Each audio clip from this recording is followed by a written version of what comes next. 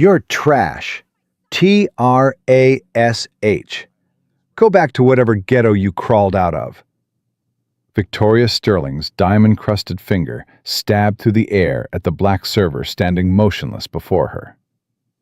The entire restaurant froze, forks suspended mid-air. Conversations died mid-sentence. She had no idea she'd just called the man who owned the building, the restaurant, and every piece of silverware she'd touched. A piece of garbage. What happens next will change everything you think you know about power, dignity, and the price of cruelty. But here's the twist that makes this story unforgettable. This man didn't build his empire for money. He built it for a promise he made to his dying wife. Stay until the end, then comment your city so I can see how far this story travels. The phone call came at 2:47 a.m. Marcus Thompson sat straight up in bed, his heart already pounding before he even answered. Calls at this hour never brought good news. In his 53 years on this earth, he'd learned that lesson too many times. "Mr. Thompson?" The voice on the other end was young, nervous. "This is Derek from Aurelia. I'm sorry to call so late, sir, but we had another incident tonight." Marcus rubbed his eyes. His bedroom was dark except for the blue glow of his phone screen. On the nightstand beside him sat a framed photograph he touched every night before sleep. His wife, Gloria, smiling in front of their very first restaurant, the day they opened 18 years ago. "What kind of incident, Derek?" "Jessica quit. Right in the middle of dinner service. She threw her apron on the floor and walked out. Told Bradley she'd rather be homeless than work another shift under him." Marcus closed his eyes. Jessica had been with them for 4 years. Single mother of 2, never missed a shift, never complained. For her to walk out mid-service meant something had broken. "That's the 3rd server this month," Marcus said quietly. "5th, sir. 2 others left last week. They didn't even give notice." Marcus swung his legs over the side of the bed. His feet hit the cold, hardwood floor, and the chill traveled straight up his spine. Something was rotting inside his flagship restaurant. He could feel it in his bones. "Derek, I need you to do something for me. Don't tell anyone I called. Not Bradley. Not anyone. Understand?" "Yes, sir. I'll handle this myself." He ended the call and sat in the darkness for a long moment. The house was too quiet. It had been too quiet for 2 years now, ever since Gloria lost her battle with cancer. The silence used to suffocate him. Now it just reminded him of everything he was fighting for. On the dresser across the room, another photograph caught the moonlight streaming through the window. His daughter Zoe, 8 years old, gap-toothed smile, wearing a tiny chef's hat Gloria had bought her for her 5th birthday. "I'm going to make you proud, baby girl," he whispered. "Both of you." The next morning, Marcus made a phone call that would change everything. "Sophia, I need a favor." Sophia Chen, his COO and the public face of Aurelia Hospitality Group, answered on the second ring. She'd been with Marcus since the beginning, back when Aurelia was just a 20-seat bistro in the Bronx, and Marcus was washing dishes during the day and doing the books at night. "Marcus, it's 7 in the morning. This better be good." "Something's wrong at the flagship. Numbers are off. Staff is bleeding out. I've had 5 servers quit in the last month." "I know. I've been looking at the reports. Bradley's explanations don't add up. I was going to suggest we bring in auditors." "No auditors." Sophia paused. She knew that tone. "Marcus, what are you thinking?" "I'm thinking I need to see it for myself. From the inside." Another pause. Longer this time. "You want to go undercover? In your own restaurant?" "I know that floor better than any auditor, Sophia. I spent 6 years waiting tables to pay for business school. I know what a healthy restaurant feels like. And I know what a dying one looks like. Bradley will recognize you. No, he won't. I've never met the man face to face. You hired him while Gloria was sick. All our meetings have been over video, and I always kept my camera off. To him, I'm just a name on a letterhead." Sophia was quiet for a moment. Then she laughed softly. "You're crazy. You know that? Gloria always said that was my best quality." "All right, I'll set it up. New identity, fabricated background. When do you want to start?" Marcus looked at the photograph of Gloria on his nightstand. Her eyes seemed to be daring him, the way they always did when he was about to do something bold. Tonight. 3 hours later, Marcus stood in front of his bathroom mirror and barely recognized himself. Gone was the tailored Italian suit he wore to board meetings. Gone was the Rolex Gloria had given him for their 10th anniversary. Gone were the gold cufflinks, the silk tie, the air of authority he'd spent decades cultivating. In their place, a plain black shirt, slightly too small, cheap polyester pants, scuffed shoes he'd bought from a thrift store that morning. His usually immaculate fade was hidden under a worn baseball cap. He'd removed his wedding ring for the first time since Gloria put it on his finger. That hurt more than anything else. "Michael," he said to his reflection, practicing the name Sophia had given him. "Michael Davis, 53 years old, recently divorced, looking for a fresh start." The man in the mirror looked tired, ordinary, invisible, perfect. His first shift started at 4 p.m. Marcus arrived at Aurelia 30 minutes early, just like he told every new hire to do. The restaurant was already humming with pre-service prep. Servers folding napkins, busboys polishing glasses, the distant clatter of pots from the kitchen. He'd built this place from nothing, poured every dollar he had, every dream he and Gloria shared, into these walls. The crystal chandeliers they'd picked out together, the mahogany bar they'd found at an estate sale in Connecticut, the original artwork from black artists they'd collected over 20 years. And now he was walking through the service entrance like a stranger. "You must be the new guy." Marcus turned. A young black man, maybe 25, was walking toward him with a stack of menus in his arms. His name tag read, Darnell. "That's me, Michael." Darnell shifted the menus and extended a hand. His grip was firm, his smile genuine, but tired. "Welcome to the madhouse, brother. You picked a hell of a time to start." "That bad?" Darnell glanced around, making sure no one was in earshot. "Let's just say, keep your head down, do your job, and whatever you do, don't get on Bradley's bad side. The man's got a mean streak a mile wide." "Bradley? The general manager?" "The general pain in everyone's ass is rough lately." Marcus studied the young man's face. The dark circles. "Good people. You must be Michael. The agency said you had restaurant experience." "Yes, sir. 20 years." 20 years, huh? Where?" "Small places mostly. Nothing like this." Marcus kept his voice humble, his eyes downcast. "I appreciate the opportunity, Mr. Foster." Bradley studied him for a moment. Marcus could feel the man's gaze taking inventory. His dark skin, his age, his worn clothes. Something flickered across Bradley's face. Not quite contempt, not quite dismissal. Something in between. "Well, Michael, let me make one thing clear." Bradley stepped closer, lowering his voice. "This is a fine dining establishment. Our clientele expects a certain standard. You understand what I'm saying?" Marcus understood perfectly. He'd been hearing variations of that speech his entire life. "Yes, sir, I understand." "Good. Darnell will show you the ropes. Try not to embarrass yourself on your first night." Bradley walked away without another word, already pulling out his phone, already forgetting Marcus existed.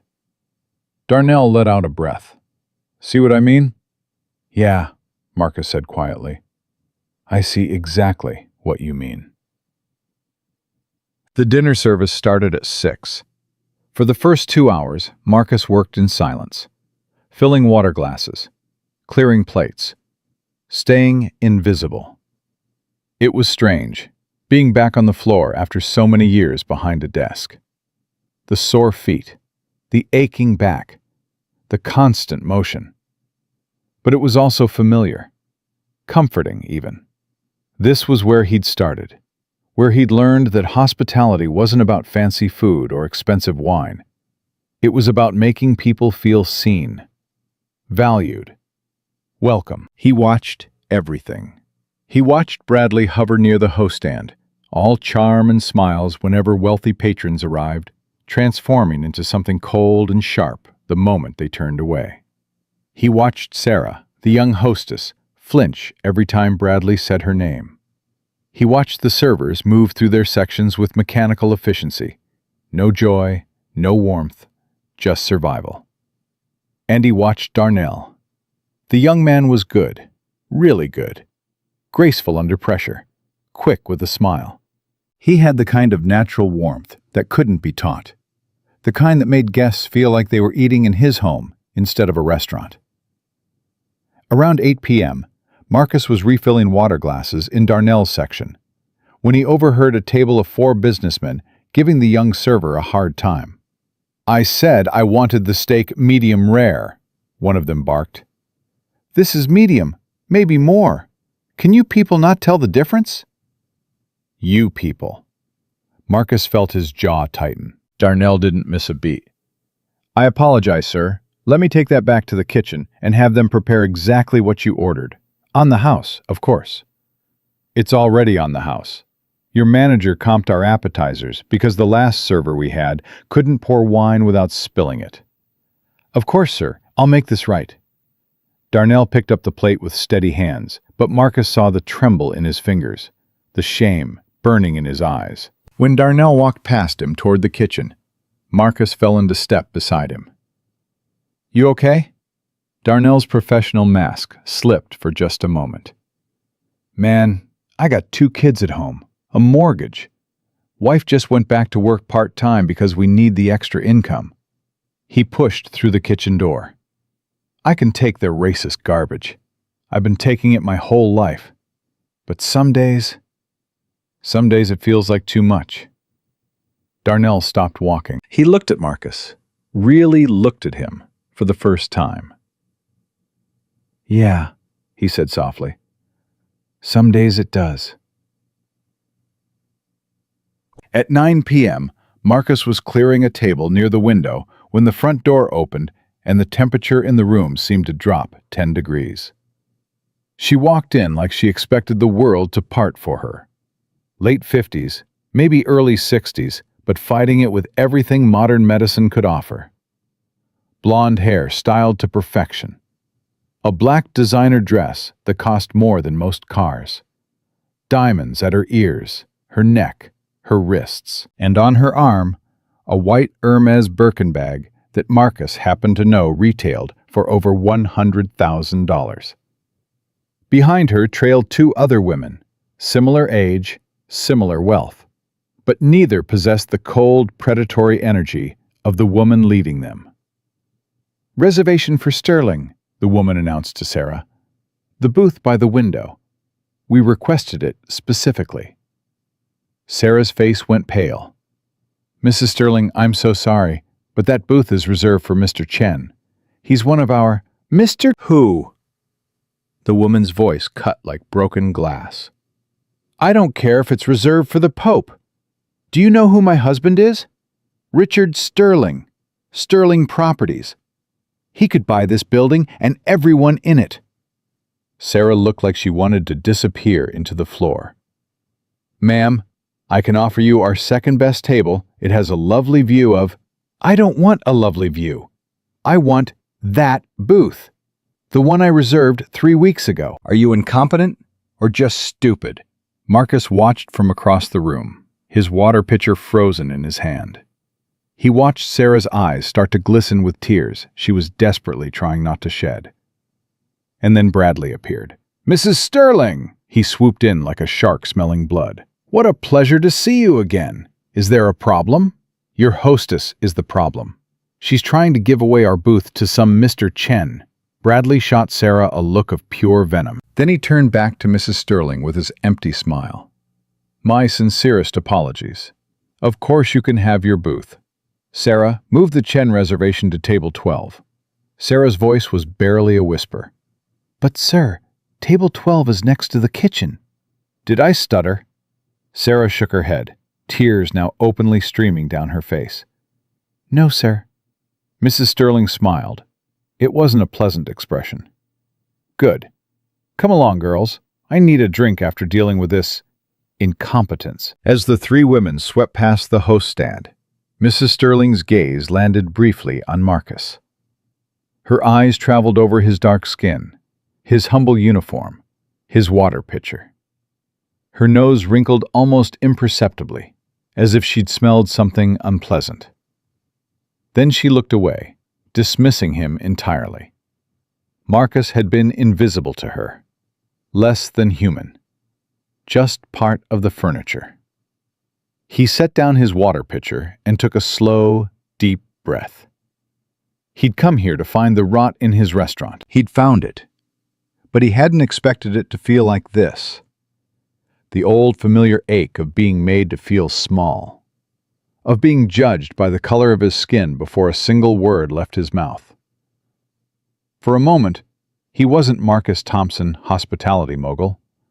He was Marcus Thompson, 8 years old, watching his mother come home crying because her boss called her the help in front of his family. He was Marcus Thompson, 22, being told he was articulate by a restaurant owner who seemed surprised he could string a sentence together. He was Marcus Thompson, 45, standing in his own restaurant's parking lot while the security guard demanded proof he belonged there. The moments stacked up like bricks in his chest. 53 years of them. But he'd learned long ago that the best revenge was success. Gloria had taught him that. Build something they can't ignore. Build something that outlasts their hatred. Build something beautiful. He straightened his uniform, picked up his water pitcher, and got back to work. Because Marcus Thompson wasn't finished yet. Not by a long shot. And Mrs. Victoria Sterling was about to learn that the hardest lessons in life often come from the people you least expect. The next 2 hours were a masterclass in casual cruelty. Marcus, assigned to assist in Mrs. Sterling's section, had a front row seat to the show. The water was too warm, too cold, had too many ice cubes, had too few. Each complaint was delivered with a theatrical sigh, as if Mrs. Sterling were suffering through some tremendous personal inconvenience. Her friends, Pamela and Margaret, Marcus learned from their conversation, nodded along with every criticism, though he noticed they rarely made direct eye contact with the servers. Followers, he realized. They weren't cruel by nature. They were just too weak to stand against their queen. I don't understand why they can't get simple things right, Mrs. Sterling announced loudly enough for several nearby tables to hear. It's like they just hire anyone off the street these days. Her gaze flicked to Marcus, who was clearing a nearby table. The message was clear. He kept his head down, kept working, kept watching. The wine incident happened around 10 p.m.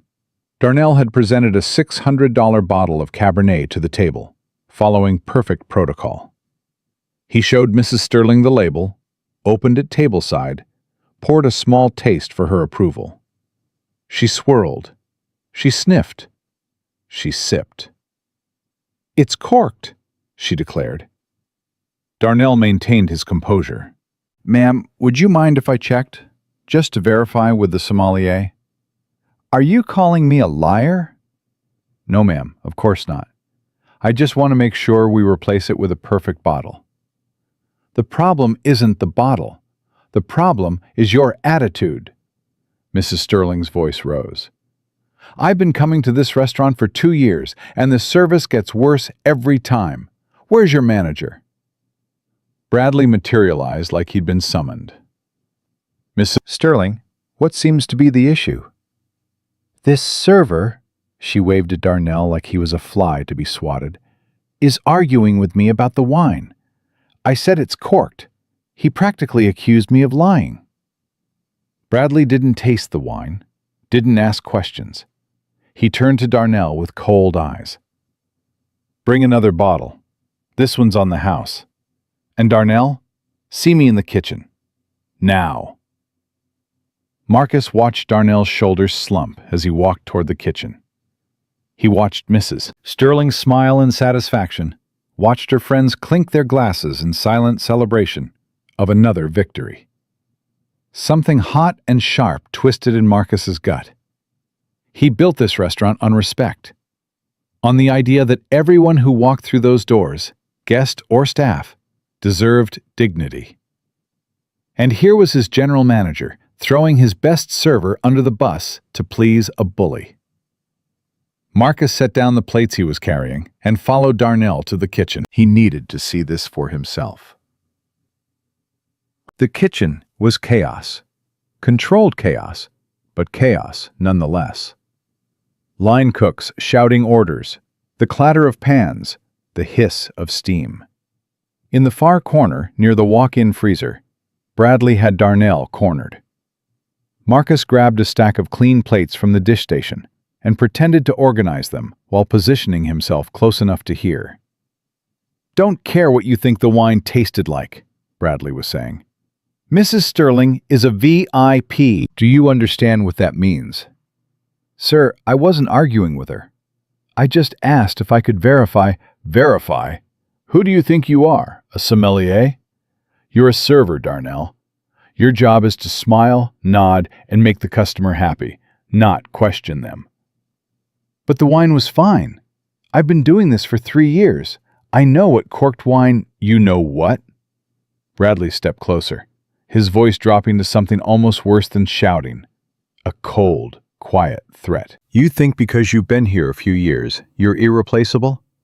I've got a stack of applications on my desk from people who would kill for your job. Single mothers, kids fresh out of school. They'd be grateful for the opportunity. They wouldn't argue." Darnell's jaw tightened. "I'm just trying to do my job, sir." "Your job is whatever I say it is. And right now, your job is to get back out there, apologize to Mrs. Sterling, and pray she doesn't ask me to fire you on the spot." "Because I will, Darnell. I absolutely will." Marcus watched Darnell's hands curl into fists at his sides, watched him take a deep breath, watched him swallow whatever words he wanted to say, probably needed to say. "Yes, sir," Darnell said quietly. "I understand." He walked back toward the dining room, passing Marcus without a glance. His eyes were fixed straight ahead, his face a careful mask of nothing. But Marcus saw the tremor in his hand, saw the way he paused at the kitchen door, just for a moment, to compose himself. This is what my restaurant has become, Marcus thought. A place where good men are broken down, where dignity is sacrificed on the altar of wealthy customers' egos. He thought about Gloria, about the promise he'd made her in the hospital 3 days before she died. "Keep building something beautiful, baby," she'd whispered, her hands so thin and fragile in his. "Something that makes people feel seen. That's our legacy. That's what we leave for Zoe." He'd promised. He'd sworn it on everything he loved. And he wasn't about to break that promise now. By 11 p.m., Marcus had made a decision. He'd seen enough to know the problems ran deep. Bradley wasn't just a bad manager. He was actively poisoning the culture Marcus and Gloria had spent decades building. The staff lived in fear. The standards had slipped. The soul of the place was dying. But he wasn't ready to reveal himself. Not yet. He needed more evidence. Needed to understand exactly how far the rot had spread. So he kept working. Kept watching. Kept collecting data. That's when the food arrived at Mrs. Sterling's table. Chef Antoine's signature dish, seared diver scallops with saffron risotto and microgreens. Marcus had eaten that dish 100 times, had watched Antoine perfect it over years of iteration. It was beautiful, perfect, a work of art. Mrs. Sterling looked at her plate. Then she did something that made Marcus's blood run cold. With deliberate, theatrical slowness, she reached up to her perfectly styled hair. Her fingers found a single blonde strand. She plucked it free, and she laid it carefully, precisely, across the top of her scallops. Pamela and Margaret watched with wide eyes. Neither said a word. Mrs. Sterling smiled. Then she screamed, "A hair! There's a hair in my food!" The dining room went silent. Every head turned. Mrs. Sterling pushed the plate away with such force it skidded across the table, splattering risotto on the pristine white tablecloth. "This is disgusting. I am trying to have a civilized meal, and you people," her voice cracked with theatrical outrage, "serve me filth!" Bradley came running. Sarah came running. Every server within earshot came running. But Marcus didn't move. He stood frozen, still holding his water pitcher, replaying in his mind what he'd just witnessed. The deliberate reach, the careful pluck, the calculated placement. She'd done it. She'd sabotaged her own meal to cause a scene, to humiliate someone, to feel powerful. And now she was looking around the room, her face twisted with contempt, searching for someone to blame. Her eyes landed on Darnell, who was standing near the service station. "You!" she pointed at him. "I've had enough of your incompetence tonight. First the wine, now this. What kind of establishment lets someone like you handle food?" Darnell's face went carefully blank. "Ma'am, I didn't—" "Don't you dare speak to me! Don't you dare!" Mrs. Sterling was on her feet now, her voice carrying to every corner of the restaurant. "Bradley, I want this man fired, immediately. He's clearly contaminated my food. God knows what else he's been doing in that kitchen." Marcus felt something shift inside him, a cold clarity settling over the hot anger. She'd planted the hair. She knew it. He knew it. And now she was trying to destroy Darnell's livelihood over a lie. Bradley looked at Darnell, looked at Mrs. Sterling, made his calculation. "Darnell, you're suspended pending investigation. Clock out. Now." "Sir, I said clock out." Darnell stood there for a moment, his whole body rigid with the effort of not exploding.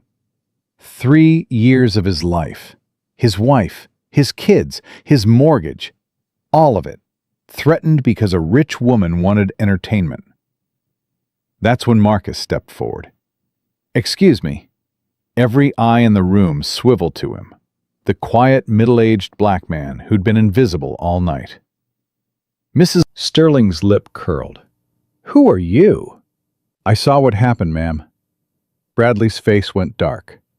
"Michael, get back to work. This doesn't concern you." "I'm sorry, sir, but it does." Marcus met Bradley's eyes. "That man didn't put a hair in her food. She did. I watched her pull it from her own head and place it on the plate."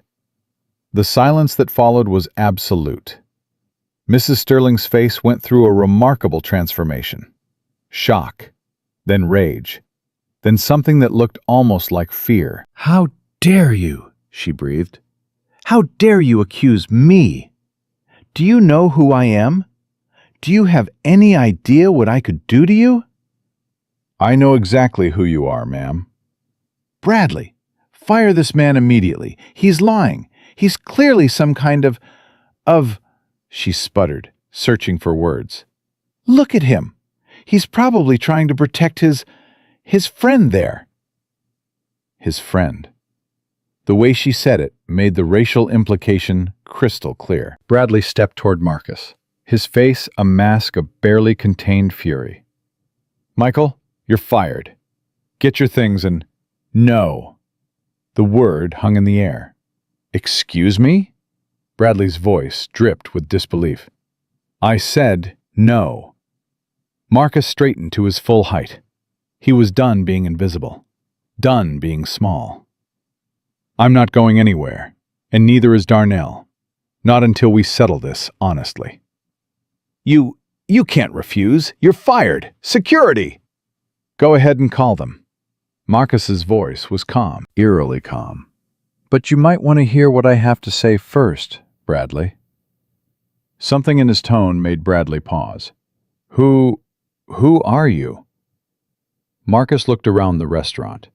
His restaurant. The crystal chandeliers Gloria had chosen. The artwork they'd collected together. The tables where thousands of guests had celebrated birthdays, anniversaries, first dates, last dinners. He reached into his pocket and pulled out his phone. Sophia, it's time. The heavy oak doors of Aurelia swung open, and in that moment, everything was about to change. The heavy oak doors swung open, and Sophia Chen walked in like she owned the place, which, in many ways, she did. Behind her came two security guards in dark suits, their faces blank and professional. They moved with the quiet efficiency of men who had done this before and would do it again. Bradley Foster's face went through a rapid series of transformations. First, confusion. Then, recognition. Then something that looked very much like terror. "Miss Chen," he stammered. "What a surprise. I wasn't expecting. We didn't have any corporate visits scheduled." "No," Sophia said calmly. "You didn't." She stopped in the center of the dining room, her eyes sweeping across the frozen tableau. The stunned diners, the trembling staff. Mrs. Sterling, still standing with her finger pointed at Marcus. And Marcus himself, phone in hand, watching everything with an expression that had shifted from the meek servility of Michael to something far more dangerous.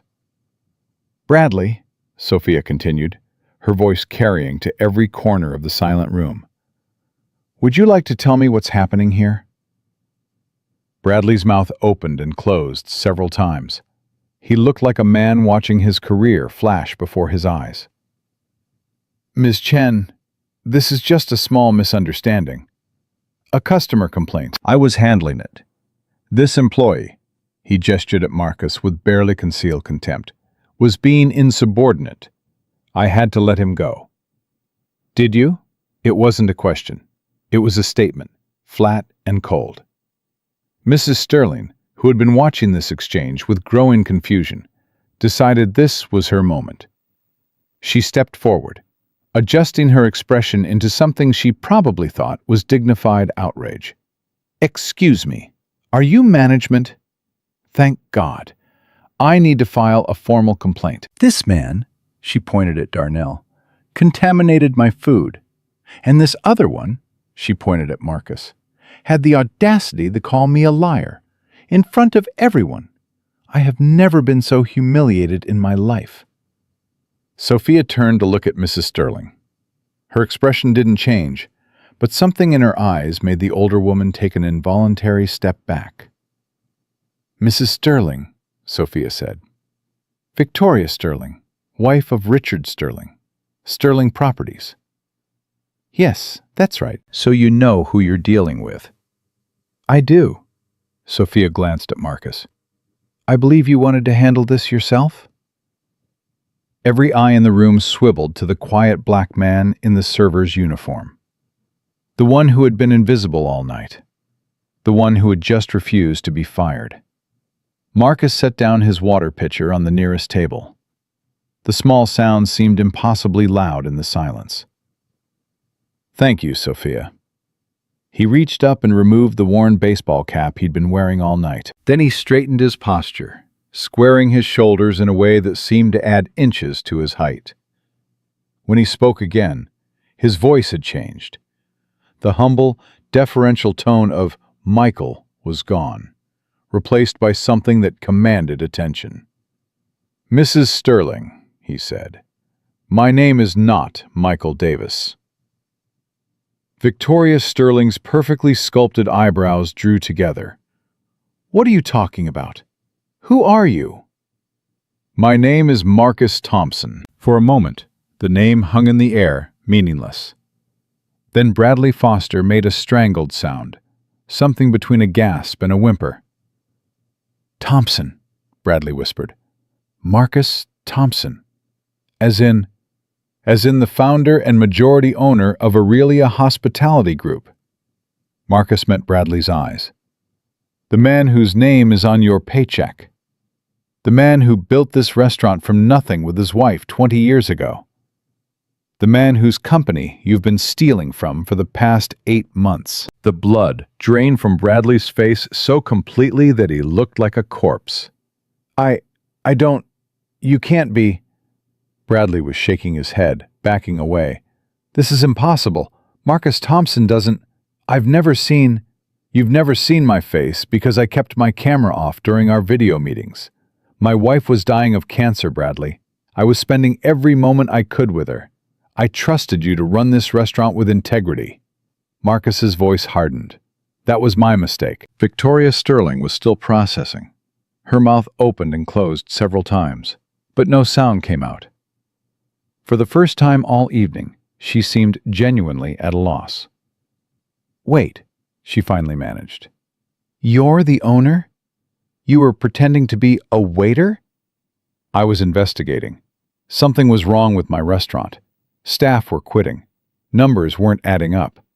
I needed to see for myself." Marcus turned to face her fully. "And I saw plenty, Mrs. Sterling. I saw you berate a young hostess until she cried. I saw you send back perfectly good wine to humiliate your server. And I watched." His voice dropped to something quiet and deadly. "I watched you pull a hair from your own head and place it on your food. I watched you commit fraud and then try to destroy a man's livelihood to cover it up." "That's a lie!" Victoria's voice had gone shrill. "That's slander! I'll sue you! I'll sue this entire company!" "My husband will..." "Your husband will what?" Marcus cut her off. "Richard Sterling, Sterling Properties. I know exactly who he is. He's been trying to get a meeting with Sophia for months. His company is one of 3 finalists for our Miami development project, a $90 million contract." Victoria's face went white. "I wonder," Marcus continued, his voice thoughtful, "what his board of directors will say when they find out his wife's behavior just created a massive liability for our brand. A liability that was..." He paused, looking around the room at the dozens of phones still pointed in their direction. "Captured on video by at least 30 witnesses." Victoria's eyes darted around the room. For the first time, she seemed to register the sea of smartphones, the recording lights, the faces of strangers who had watched her tantrum from beginning to end. "This is... You can't..." she stammered. "Delete those! All of you! Delete those videos right now!" Nobody moved. "You think you can threaten me?" Victoria's voice was rising, cracking at the edges. "Do you have any idea who I am? My husband will destroy you. He'll have this place shut down by morning. He'll do nothing." Marcus's voice was calm, certain. "Because Richard Sterling is a businessman, Mrs. Sterling, and a businessman knows when to cut his losses. Right now, you are a loss, a liability. And when those videos hit the internet," he checked his watch, "probably within the hour, your husband is going to have some very difficult decisions to make." Victoria was breathing hard now, her chest heaving beneath her designer dress. The mask of superiority had crumbled completely, revealing something raw and desperate underneath. "Please," she whispered, the words seeming to cost her physical pain. "Please, don't! My reputation, everything I've built." "Everything you've built?" Marcus's voice went soft, but there was steel underneath. "What exactly have you built, Mrs. Sterling? What have you created?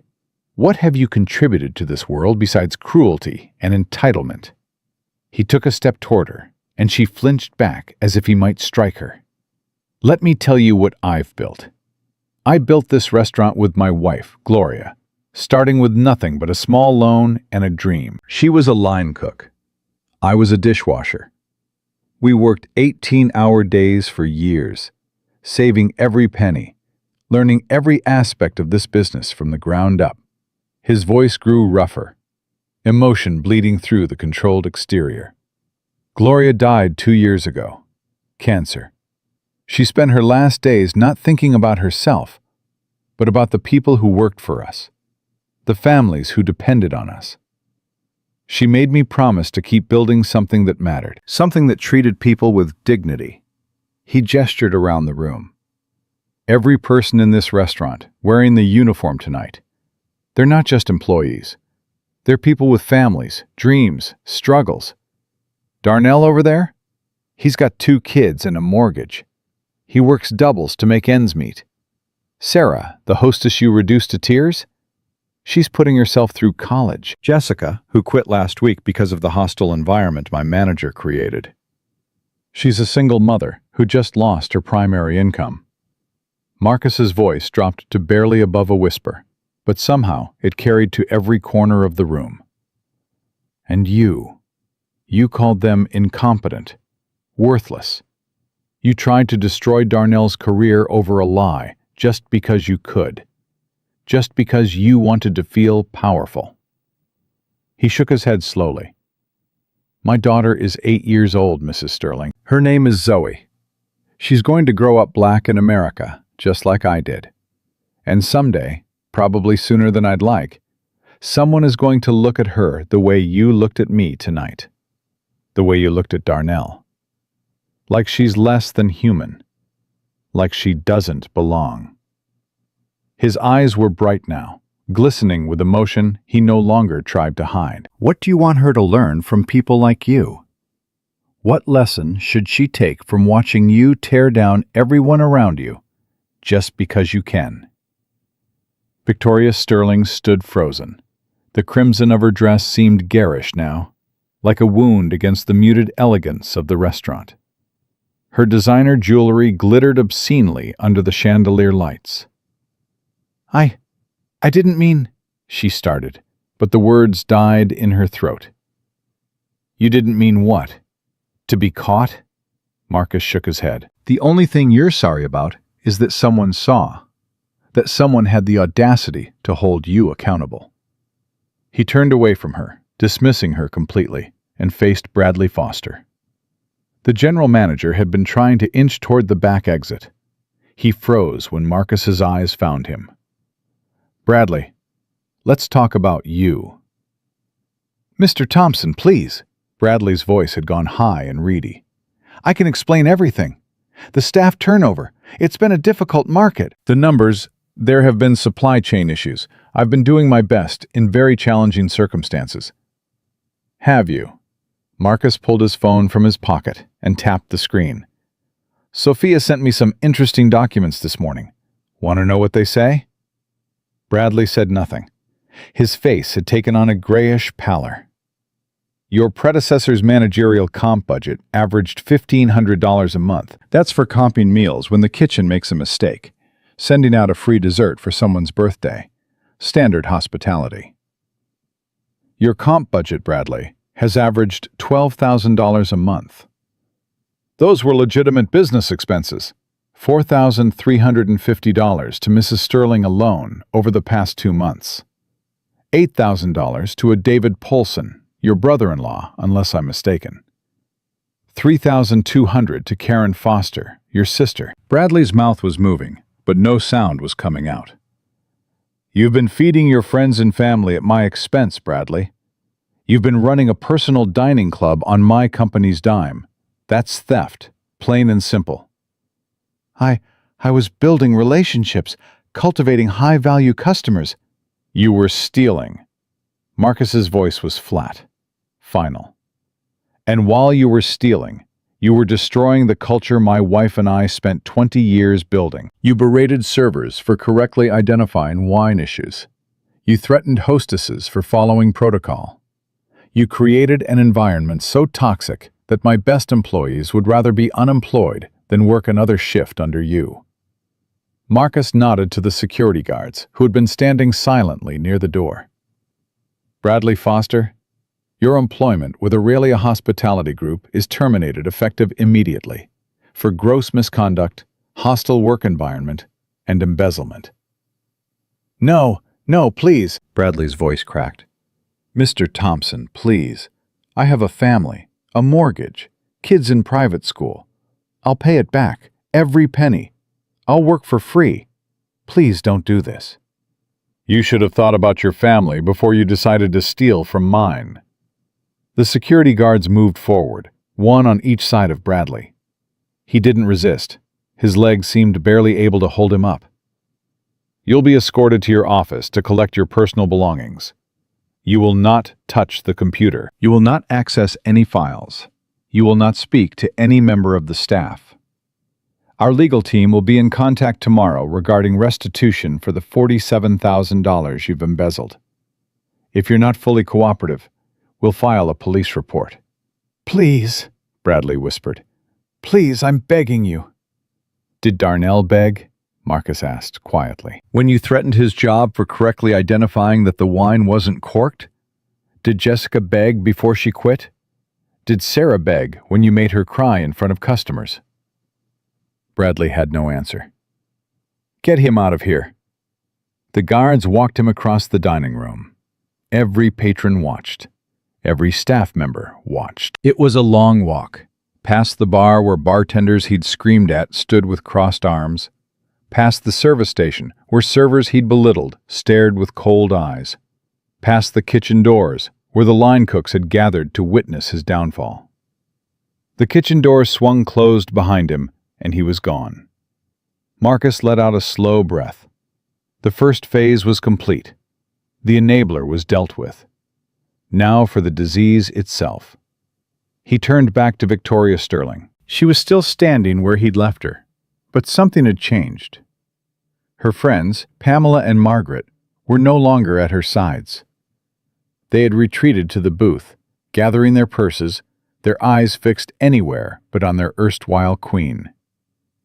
Victoria noticed, at the same moment, Marcus did. "Pamela? Margaret? Where are you going?" Pamela wouldn't meet her eyes. "We should go, Vicky. This has gotten out of hand." "Out of hand? They're attacking me. Aren't you going to support me?" "Margaret, we've been friends for 20 years. Margaret's lips pressed together in a thin line. "Actually, Victoria, you've been exhausting for 20 years. I just didn't have the courage to say it." "Margaret! The way you treated that hostess tonight? The things you said to that young server? The way you talked to anyone you consider beneath you?" Margaret shook her head. "I've watched you do it for 2 decades. I've laughed along because it was easier than standing up to you. But I'm done. You can't be serious. After everything I've done for you, what exactly have you done for me, Victoria? Invited me to parties where I could watch you humiliate the catering staff? Let me sit at your table while you terrorized waitresses for sport?" Margaret picked up her purse. "I should have walked away years ago. I was a coward. I'm not going to be a coward anymore." She walked past Victoria without another glance, her heels clicking against the hardwood floor. She paused briefly near Marcus. "I'm sorry," she said quietly, "for laughing along, for not saying anything. That's not who I want to be."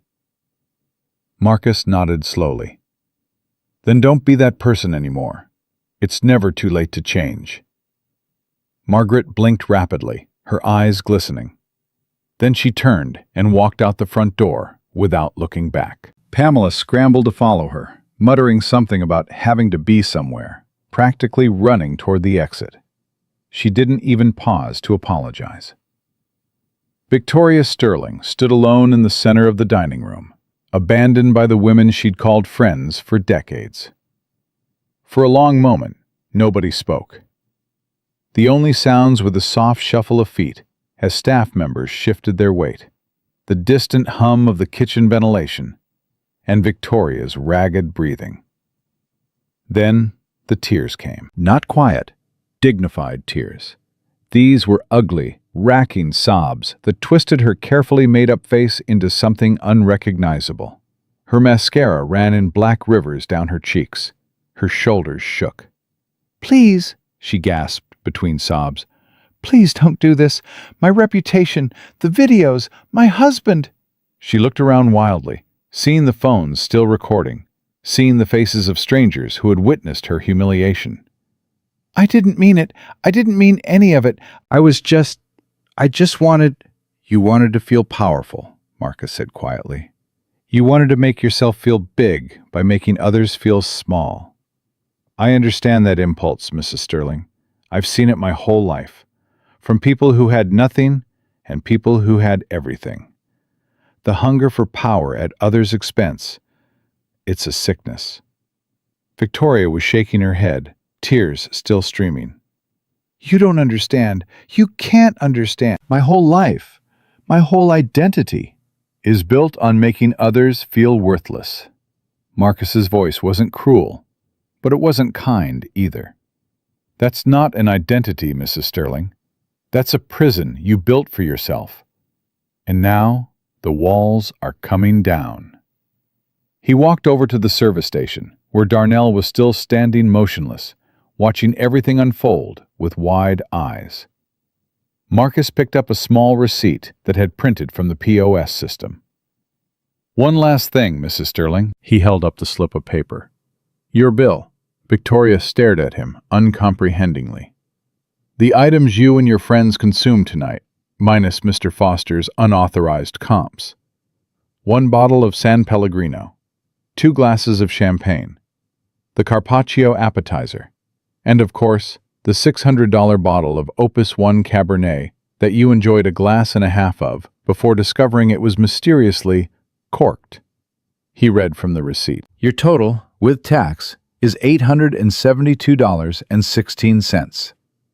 Victoria let out a strangled laugh that might have been a sob. "You're charging me? After all this?" "I'm running a business, Mrs. Sterling. The food you ate had a cost. The wine you drank had a cost. Just because you caused a scene doesn't mean those costs disappear." I don't have my wallet. My husband handles—" "Then we'll send the bill to his office." Marcus handed the receipt to Sophia, along with a detailed incident report and copies of the security footage. "I'm sure Richard will appreciate having all the information he needs to make informed decisions about his family's public relations strategy." The mention of Richard seemed to break something in Victoria. She let out a keening sound, somewhere between a moan and a scream, and grabbed her Birkin bag from the chair where she'd left it. "This isn't over," she hissed, her voice venomous even through the tears. "I'll sue you. I'll destroy you. You think you're so righteous, but you're just... "I'm just a black man who owns a restaurant," Marcus finished for her. "A black man you called trash without knowing anything about me, without caring. Because to you, I wasn't a person. I was furniture, beneath notice, beneath respect." He met her eyes steadily. "I hope someday you learn that the people you walk past, the people you dismiss, the people you treat like garbage, they're all human beings with their own stories, their own struggles, their own dignity. Maybe this will be the day you start learning that lesson. Or maybe you'll spend the rest of your life blaming everyone but yourself for what happened here tonight." He turned away from her, a gesture of final dismissal. "Either way, Mrs. Sterling, you're no longer welcome in any Aurelia property. Ever. Goodbye." Victoria Sterling stood frozen for a long moment. Then, clutching her Birkin bag like a lifeline, she stumbled toward the door. She fumbled with the handle, pulling when she should have pushed, and Marcus saw Darnell move instinctively to help her. He stopped himself, straightened, let her struggle. Finally, Victoria managed to get the door open. She fled into the night without a backward glance, her sobs echoing briefly before the heavy oak door swung shut behind her. The silence that followed was absolute. Marcus stood in the center of his restaurant, surrounded by his staff, watched by dozens of strangers who had just witnessed something they would probably never forget. He felt exhausted, hollowed out. The anger that had sustained him through the confrontation had drained away, leaving behind something more complicated. Sadness, grief, an old, familiar weariness. "Mr. Thompson?" The voice was tentative, young. Marcus turned. Sarah, the hostess, was standing near her podium, her eyes red-rimmed but no longer crying. "Yes, Sarah?" "I just wanted to say," she swallowed hard, "I've been here 6 months, and that was the first time anyone ever stood up for me. For any of us. So, thank you." Marcus felt something loosen in his chest. This was why he'd done it. This was why he'd spent 3 nights invisible, swallowing his pride, watching his restaurant rot from the inside. For moments like this, for people like Sarah. "You don't have to thank me," he said quietly. "I should have been here sooner. I should have seen what was happening before it got this bad. That's my failure. You're here now." This came from Darnell, who had walked over to stand beside Sarah. His eyes were bright with emotion. "You're here now, and that matters." Marcus looked at the young man who had endured so much tonight. The racist comments, the unjust accusations, the threat to his livelihood. Through all of it, Darnell had maintained his dignity, his professionalism. "Darnell, sir, how long have you been here?" 3 years, sir. Started as a busboy, worked my way up." "You've got 2 kids?" Darnell blinked in surprise. "Yes, sir. Jalen is 4. Maya just turned 2. "And you've been covering for Bradley's incompetence this whole time? Running the floor when he was too busy comping meals for his friends?" Darnell hesitated, then nodded slowly. "Someone had to keep things running, sir. The other servers, they depend on this place. I couldn't let it fall apart just because management was—" He caught himself. Was what? Was more interested in impressing rich customers than in taking care of the team. Marcus was quiet for a moment, studying Darnell's face. He saw himself in that face. 25 years younger, hungry, ambitious, but not willing to sacrifice his principles to get ahead. "Sophia?" "Yes?" "I need you to draft a promotion letter tonight." Sophia raised an eyebrow. "For?"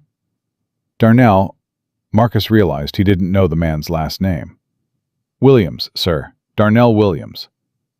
"Darnell Williams is the new general manager of Aurelia, New York. Effective immediately. Full salary, full bonus structure, full benefits. And Sophia, add a college tuition assistance clause for his children." Darnell's mouth fell open. For a moment he looked like he might faint. "Mr. Thompson, I don't know what to say." "Say you'll take the job. Say you'll help me rebuild what we lost here." Darnell's eyes were glistening. He blinked rapidly, trying to maintain composure. "Yes," he managed, his voice cracking. "Yes, sir. I'll take it. I won't let you down." "I know you won't." Marcus put his hand on Darnell's shoulder. "You've already proven that. Tonight proved it. The way you kept your composure when that woman was attacking you, when Bradley was threatening you. That's leadership. That's what this place needs." He turned to address the rest of the staff, who had gathered in a loose semicircle around him. Servers, busboys, bartenders, even a few cooks who had emerged from the kitchen. They were watching him with expressions ranging from shock to hope to barely concealed tears. "I owe all of you an apology," Marcus said, his voice carrying across the silent room. "I should have been here. I got so caught up in expansion, in growth, in building the empire, that I lost sight of what matters most. The people who make it all possible. You deserved better leadership. You deserved protection. And you didn't get it." He paused, letting the words settle. "That changes tonight. Bradley Foster is gone. The culture he created is gone. Starting tomorrow, Darnell is your new general manager, and I promise you, personally promise you, that things are going to be different." A young busboy raised his hand tentatively. Marcus recognized him from earlier in the evening. Liam, the one who never stopped moving, even when chaos erupted. "Yes? Does this mean we're safe? I mean, like, we're not going to get fired for what happened tonight?" Marcus felt his heart crack a little. This was what Bradley had created. A culture of fear so deep that even now, after everything, his staff was worried about their jobs. "You're safe," Marcus said firmly. "All of you. Your jobs is secure. And anyone who's been dealing with unreasonable treatment, anyone who's been threatened or harassed, my door is open." Darnell's door is open. Sophia's door is open. We're going to fix this. Together. Liam's face broke into a grin. Several other staff members were openly crying now, tears of relief streaming down their faces. Marcus clapped his hands together once, the sharp sound cutting through the emotion. "Now, we still have guests to serve. We still have a dinner service to complete. And I don't know about you, but I think these people have been patient enough." He gestured to the dining room full of patrons who had just witnessed the most dramatic dinner theater of their lives. A ripple of laughter went through the crowd. "So let's show them what real hospitality looks like." Marcus picked up a water pitcher from the service station. "Darnell, you're in charge. Put me to work." Darnell stared at him. "Sir? You heard me. I spent 6 years waiting tables before I opened my first restaurant. My skills are a little rusty, but I can still fill a water glass." He smiled, the first genuine smile he'd felt in days. "Table 7 looks thirsty. I'll take that one." He walked across the dining room, pitcher in hand, toward a table of 4 who had watched the entire evening unfold, with their mouths hanging open. "Good evening, folks. My name is Marcus. I'll be helping out your server tonight. Can I top off anyone's water?" The man at the table let out a disbelieving laugh. "Are you really? I mean, you're the owner. You just fired your manager. And now you're serving water?" Marcus shrugged. "It's all hospitality. And honestly, after tonight, this feels like exactly where I need to be." He filled their glasses one by one, the cool water splashing gently against the crystal. "Your server will be with you shortly. In the meantime, dinner's on the house. Consider it an apology for the interruption." The man shook his head slowly. "This is the craziest thing I've ever seen. My wife is never going to believe me." "Oh, she'll believe you." Marcus nodded toward the man's wife, who was still holding her phone up. "I think you got the whole thing on video." Another burst of laughter. "Is that going on the internet?" Marcus asked, his tone light. "Probably," the wife admitted. "Is that okay?" Marcus thought about it for a moment. About Victoria Sterling, somewhere out in the night, watching her world crumble. About Bradley Foster, cleaning out his desk under the watchful eyes of security guards. About all the people who needed to see that cruelty had consequences. "Yeah," he said finally. "I think it's okay. Some stories need to be told." He moved on to the next table, pitcher in hand, doing the work he'd done countless times before. The familiar rhythm settled over him like a comfortable coat. Fill a glass, smile, move on. Fill another glass. Around him, the restaurant slowly returned to life. Servers picked up their trays. Busboys cleared tables. The kitchen resumed its controlled chaos.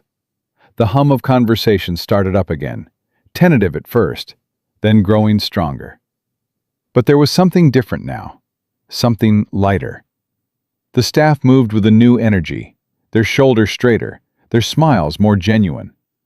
The fear was gone. Marcus finished his round of water service and returned to the service station, where Darnell was already issuing quiet instructions to the team, his voice calm and confident. A natural leader finding his footing. "You're going to be great at this," Marcus said quietly. Darnell looked at him. I don't know how to thank you, Mr. Thompson. You changed my life tonight. You changed your own life. I just opened a door.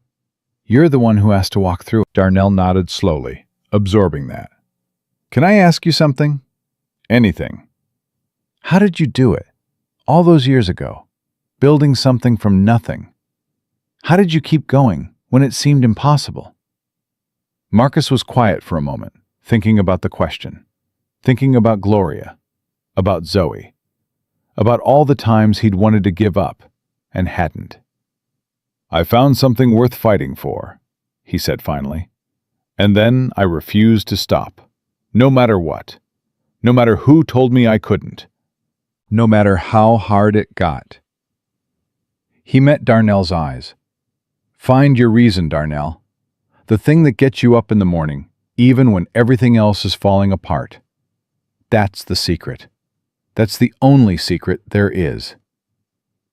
Darnell looked across the dining room, toward a window that faced out onto the New York night. My kids, he said softly. Jalen and Maya. They're my reason. Then you've already got everything you need. Marcus put his hand on the younger man's shoulder one more time. Now go run my restaurant. I'll be here if you need me. Darnell straightened up, took a breath, and walked onto the floor to begin his new life. Marcus watched him go, feeling something he hadn't felt in a long time. Hope. Real, genuine hope. It had been a brutal night. Ugly truths exposed. Lives upended. But sometimes, he thought, things had to break before they could be rebuilt. He reached into his pocket and touched his phone. After midnight, when things settled down, he would call Zoe. He would tell her about tonight. Not all of it. She was too young for some of the ugliness. But he would tell her about standing up for what was right, about the importance of treating people with dignity, about the kind of man he was trying to be. Gloria would have been proud. He was sure of it. The heavy oak doors of Aurelia swung open one more time, admitting a young couple who looked around with nervous excitement. First-timers, probably. A special occasion, maybe. Anniversary or birthday. Sarah greeted them with a warm smile, her earlier tears completely gone now, replaced by genuine warmth. Welcome to Aurelia. Right this way. Marcus watched her lead them to a perfect table, watched her present the menus with practiced grace, watched her make them feel special and welcomed and seen. This was hospitality. This was what he and Gloria had built. And tonight, despite everything, or maybe because of everything, it was alive again. The night was far from over, but for the first time in months, Marcus Thompson felt like things might actually be okay. The call came 3 days later. Marcus was in his home office, reviewing the preliminary reports Sophia had compiled on Bradley Foster's embezzlement, when his phone buzzed. The caller ID showed a number he didn't recognize. Marcus Thompson. Mr. Thompson. The voice on the other end was male, clipped, professional. This is Richard Sterling. Marcus set down the report and leaned back in his chair. He'd been expecting this call, though not quite so soon. Mr. Sterling, what can I do for you? I think you know why I'm calling. I have some ideas. There was a pause on the other end. Marcus could almost hear the man calculating, strategizing, trying to find the angle that would serve him best. I'd like to meet with you, in person, today, if possible. That's an interesting request, considering your wife called me trash 3 days ago. Another pause. Longer this time. I'm aware of what happened. I've seen the videos. Which ones? There are about 40 of them online now. The one where she plants the hair on her food has over 2 million views. Richard Sterling's breath caught audibly. Mr. Thompson, I'm not calling to make excuses for my wife's behavior. What she did was inexcusable. I'm calling because I believe we're both businessmen, and I believe there might be a way to resolve this situation that benefits everyone involved. Marcus laughed softly. You mean a way that benefits you? I mean a way that prevents further damage to both our families. Mr. Sterling, my family wasn't damaged by what happened. Your wife damaged herself. She damaged your reputation. She damaged your company's chances at a $90 million contract. But my family? My daughter? They're fine. Better than fine, actually. My daughter told me she was proud of me for standing up to a bully. Silence. Please, Richard said finally, and Marcus heard something he hadn't expected in the man's voice. Desperation. Real, genuine desperation. Just meet with me. 1 hour. If you still want nothing to do with us afterward, I'll respect that. Marcus thought about it. He thought about Victoria Sterling's face as she fled the restaurant. He thought about the videos spreading across the internet. He thought about what Gloria would have done. Gloria, who always believed in second chances, who always said that people could change if you gave them the opportunity. 1 hour, Marcus said. My office, 3 o'clock. Thank you. Thank you, Mr. Thompson. Don't thank me yet. He ended the call and sat for a long moment, staring at the photograph of Gloria on his desk. What are you getting me into, baby? He murmured. The photograph didn't answer, but somehow he knew what she would have said. Give him a chance. Listen, then decide. He picked up the phone and called Sophia. We're going to have a visitor this afternoon. Richard Sterling arrived at precisely 3 o'clock. He was not what Marcus had expected. The pictures Marcus had seen online showed a man who looked like Central Casting's idea of a wealthy businessman. Tall, silver-haired, impeccably dressed, exuding confidence and power. The man who walked into Marcus's office looked like he hadn't slept in days. His suit, while expensive, was slightly rumpled. His eyes were red-rimmed. His hands trembled slightly as he reached out to shake Marcus's hand. Mr. Thompson, thank you for seeing me. Sit down, Mr. Sterling. Richard sat in the chair across from Marcus's desk, and for a moment, neither man spoke. Marcus studied his visitor, trying to read the man beneath the exhaustion. You look terrible, Marcus said finally. Richard laughed, a hollow sound. I feel worse. The last 3 days have been... He shook his head. I've fielded calls from every board member, every investor, every client who's seen those videos and wondered what kind of man lets his wife behave like that. What kind of man does? Richard's jaw tightened. A man who stopped paying attention a long time ago. A man who was so focused on building his business that he didn't notice what was happening in his own home. That's a convenient excuse. It's not an excuse, it's the truth. Richard leaned forward, his eyes intense. Victoria wasn't always like this, Mr. Thompson. When we met 30 years ago, she was kind, generous. She volunteered at shelters, she taught Sunday school. Somewhere along the way, she changed. We both changed. I got richer, she got more isolated, and I was too busy to notice that the woman I married was disappearing, being replaced by someone I barely recognized. Marcus said nothing. I'm not asking you to feel sorry for her. What she did was monstrous. The things she said to your employees, the way she treated that young hostess, the lies she told to destroy that server's career. Richard's voice cracked. I watched those videos, Mr. Thompson. All of them. I watched my wife become a monster in real time. And the worst part is, I wasn't surprised. Because I've seen glimpses of it for years. I just didn't want to admit it. Why are you telling me this? Richard met his eyes. Because I need you to understand that what I'm about to propose isn't just about protecting my business or my reputation. It's about something bigger. I'm listening. Richard took a deep breath. I want Victoria to apologize. Publicly. To you. To your staff. To everyone she humiliated that night. Marcus raised an eyebrow. You want her to apologize. She doesn't know I'm here. She'd probably divorce me if she found out. Right now, she's locked in our bedroom, convinced she's the victim in all this, raging about how you set her up, how the whole thing was a conspiracy. Richard's voice was weary. But she's going to apologize. Because it's the right thing to do, and because if she doesn't, I'm leaving her. That got Marcus's attention. You'd leave your wife over this? I should have left her years ago. Or better yet, I should have confronted her, held her accountable. But I was weak. I told myself it was easier to just let her rage at waiters and doormen and anyone else she considered beneath her. I told myself it wasn't my problem. He laughed bitterly. Well, it's my problem now. It's everyone's problem. Marcus was quiet for a long moment, processing everything Richard had said. What exactly do you want from me, Mr. Sterling? I want a chance.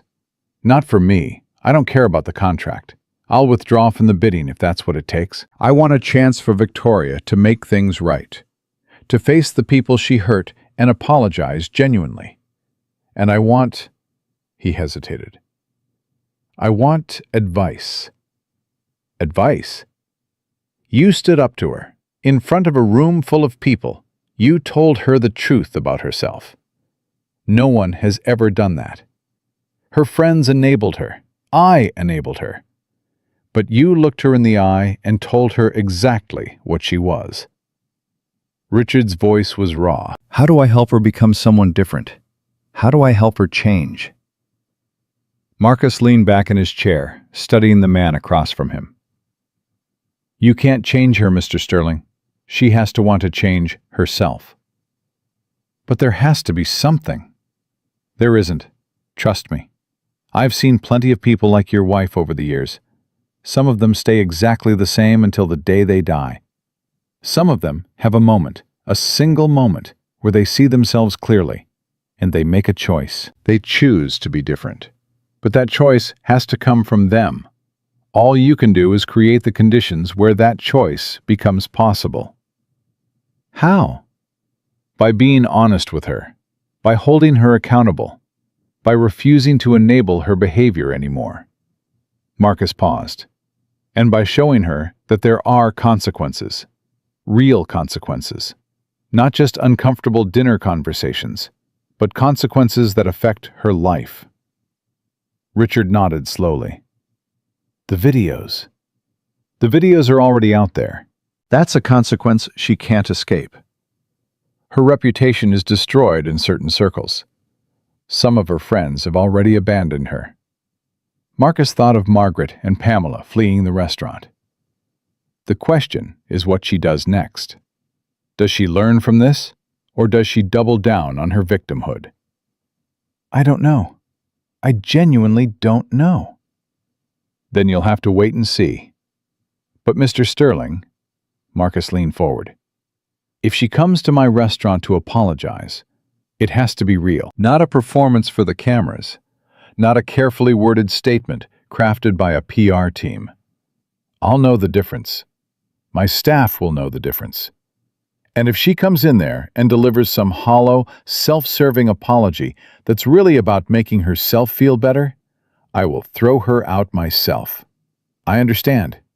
Do you? Because this isn't about you or your contract or your reputation.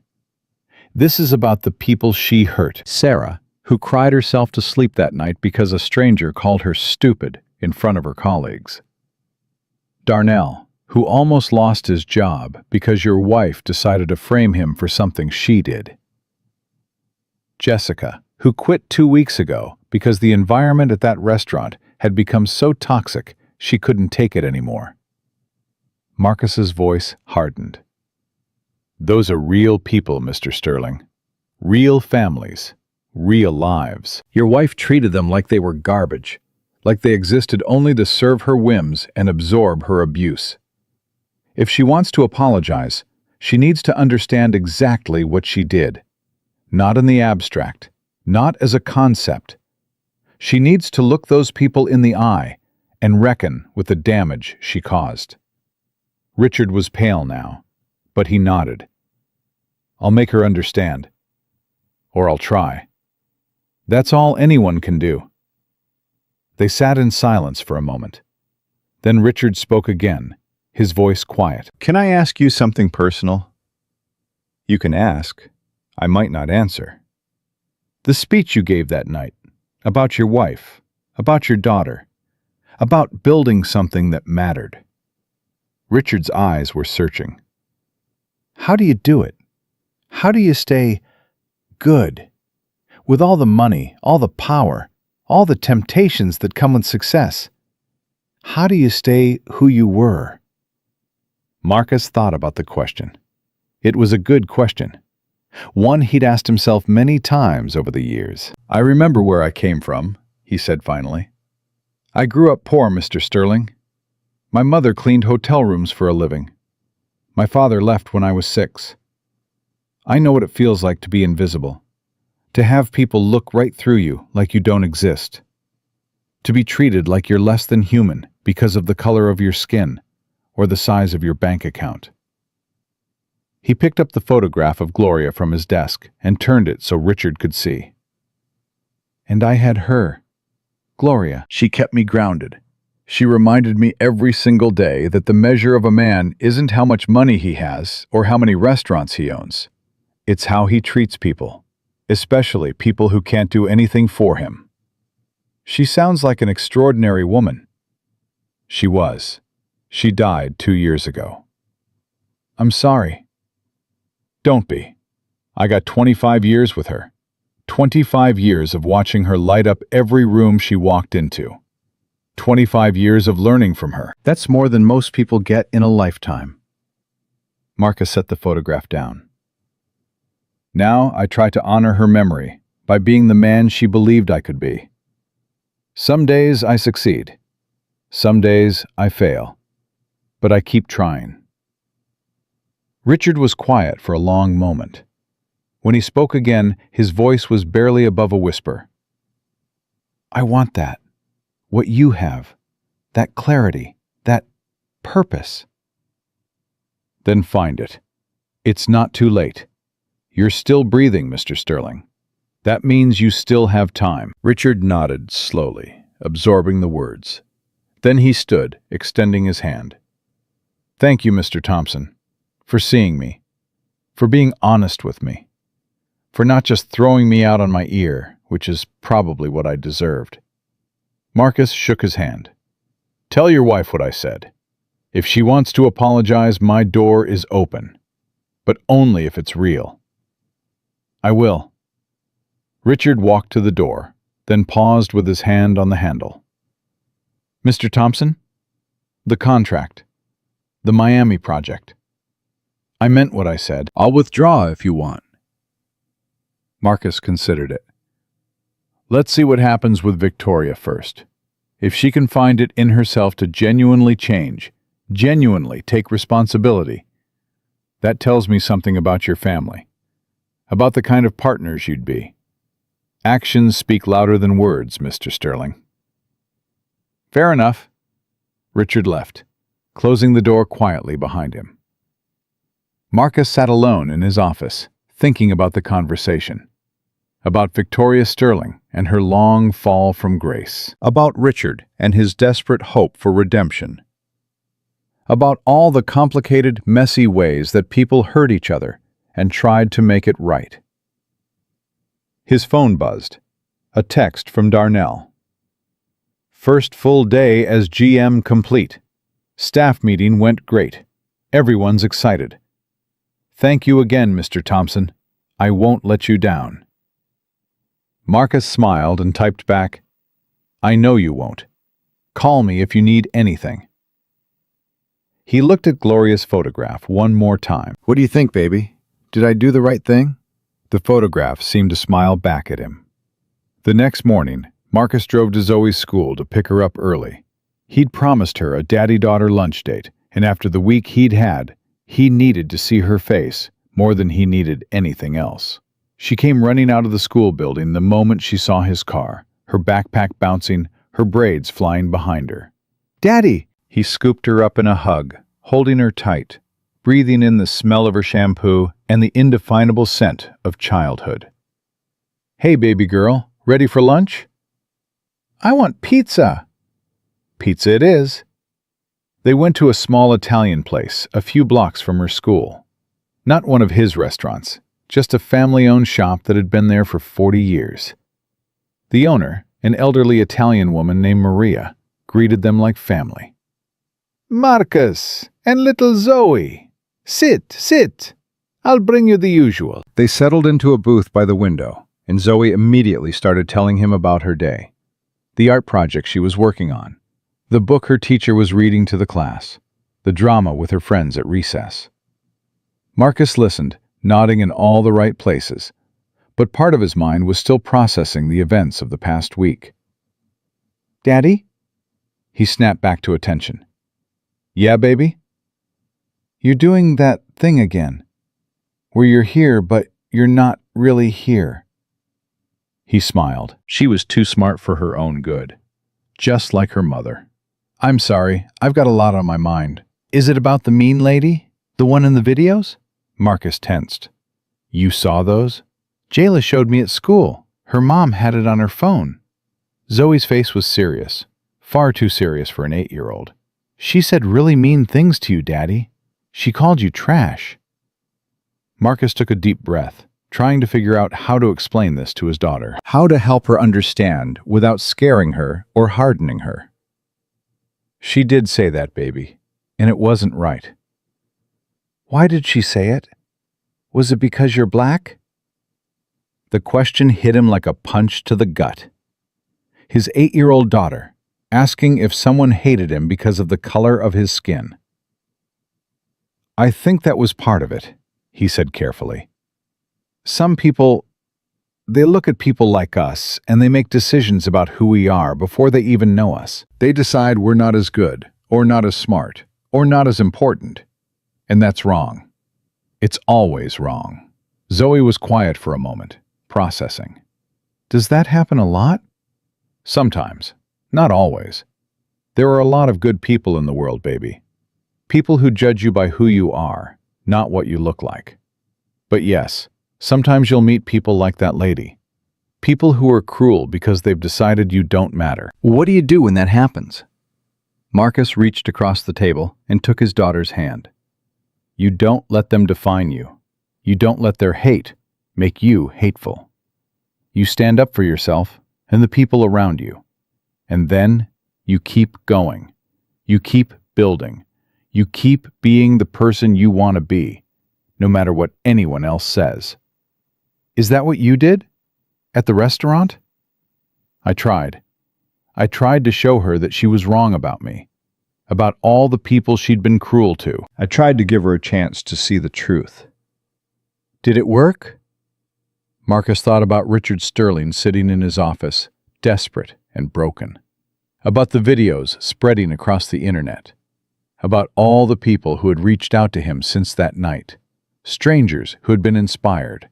Friends who had been proud. Staff members who had finally felt seen. I don't know yet, he said honestly. Sometimes change takes time. Sometimes people have to hit bottom before they're ready to climb back up. But I hope so, baby. I hope she learns. Zoe nodded thoughtfully. Mommy would have been proud of you. The words hit Marcus like a wave, unexpected and overwhelming. His eyes stung. You think so? Yeah. She always said you were the bravest person she knew. She said you didn't let anyone tell you what you couldn't do. Marcus blinked rapidly, fighting back tears. Gloria had said that. He remembered the exact conversation, lying in bed together, late at night, talking about their dreams for the future. She told you that? She told me lots of things, before she got too sick. Zoe's voice was small but steady. She said you'd take care of me. She said you'd teach me to be brave too. Marcus couldn't speak for a moment.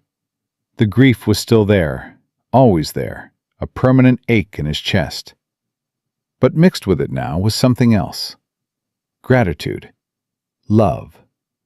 Pride. I'm trying, baby, he managed finally. Every day, I'm trying. I know, Daddy. Zoe squeezed his hand. I know. Maria arrived with their pizza, breaking the moment. They ate together, talking about lighter things. Zoe's upcoming birthday party, the puppy she desperately wanted, the new song she'd learned in music class. But underneath the everyday conversation, Marcus felt something shifting inside him. A new clarity, a renewed sense of purpose. He had built his restaurant empire for Gloria, to honor her memory, to create something beautiful that outlasted hate and cruelty. But he was raising Zoe for the future, for the world she would inherit, for all the Victoria Sterling she would encounter in her life, and all the strength she would need to face them. That was the real legacy. Not the restaurants, not the money, not the empire. His daughter, his brave, brilliant, beautiful daughter.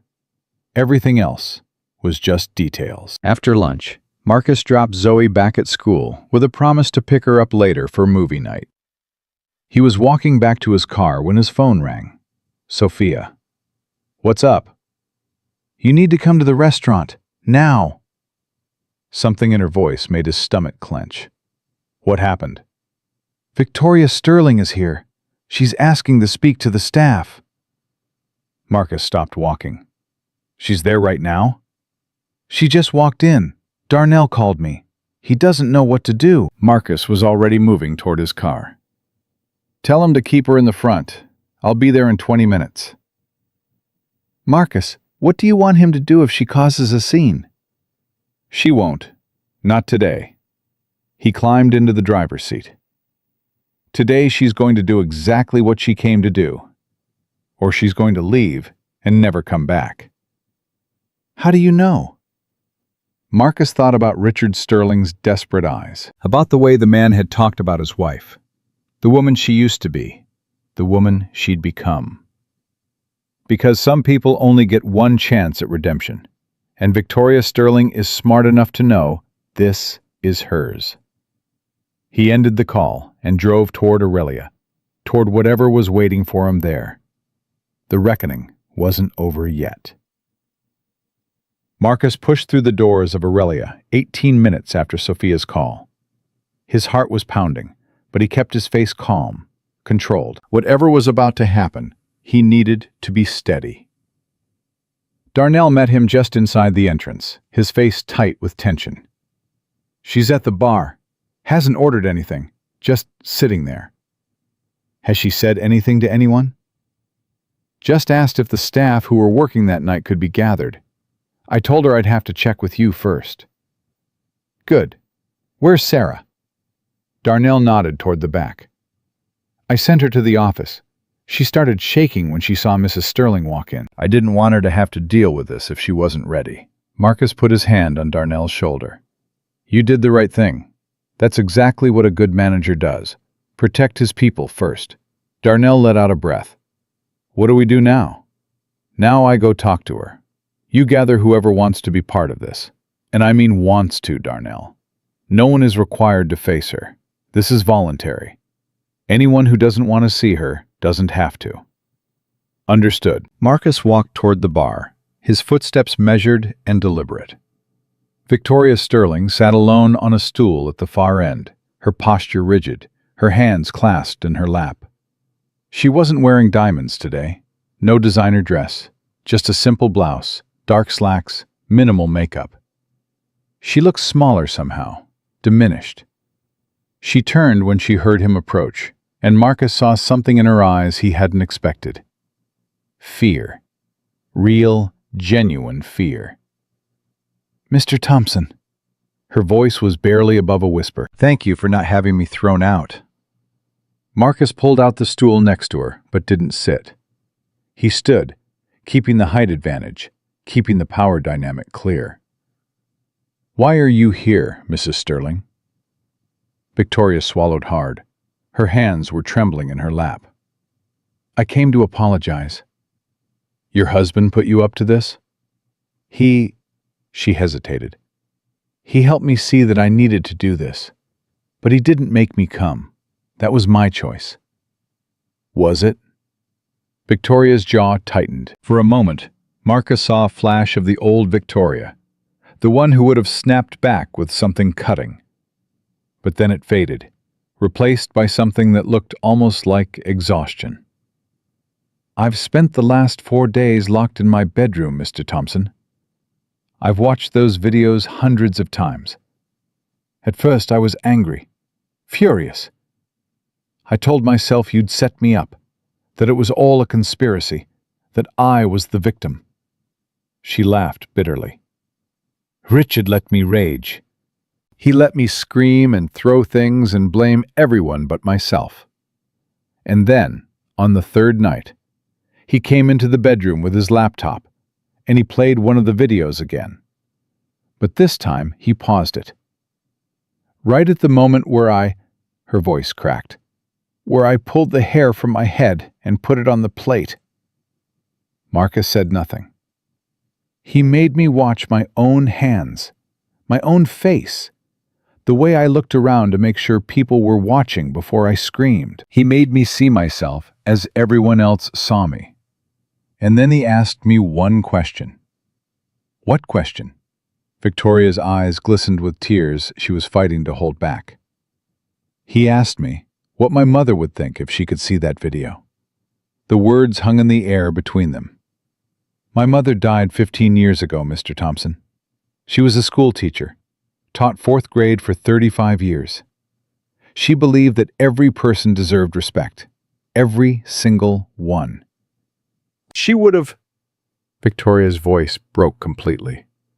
"She would have been so ashamed of me." Marcus watched her struggle to compose herself. Part of him wanted to feel satisfaction. This was the woman who had called him trash, who had tried to destroy Darnell's career, who had reduced Sarah to tears. She deserved this pain. But another part of him, the part that Gloria had cultivated over 25 years, felt something else. Something closer to pity. "I'm not the one you need to apologize to," he said finally. Victoria nodded, wiping her eyes with the back of her hand. I know. I want to apologize to everyone. The hostess, the server, the chef whose food I insulted, everyone who had to witness my—" She searched for the word.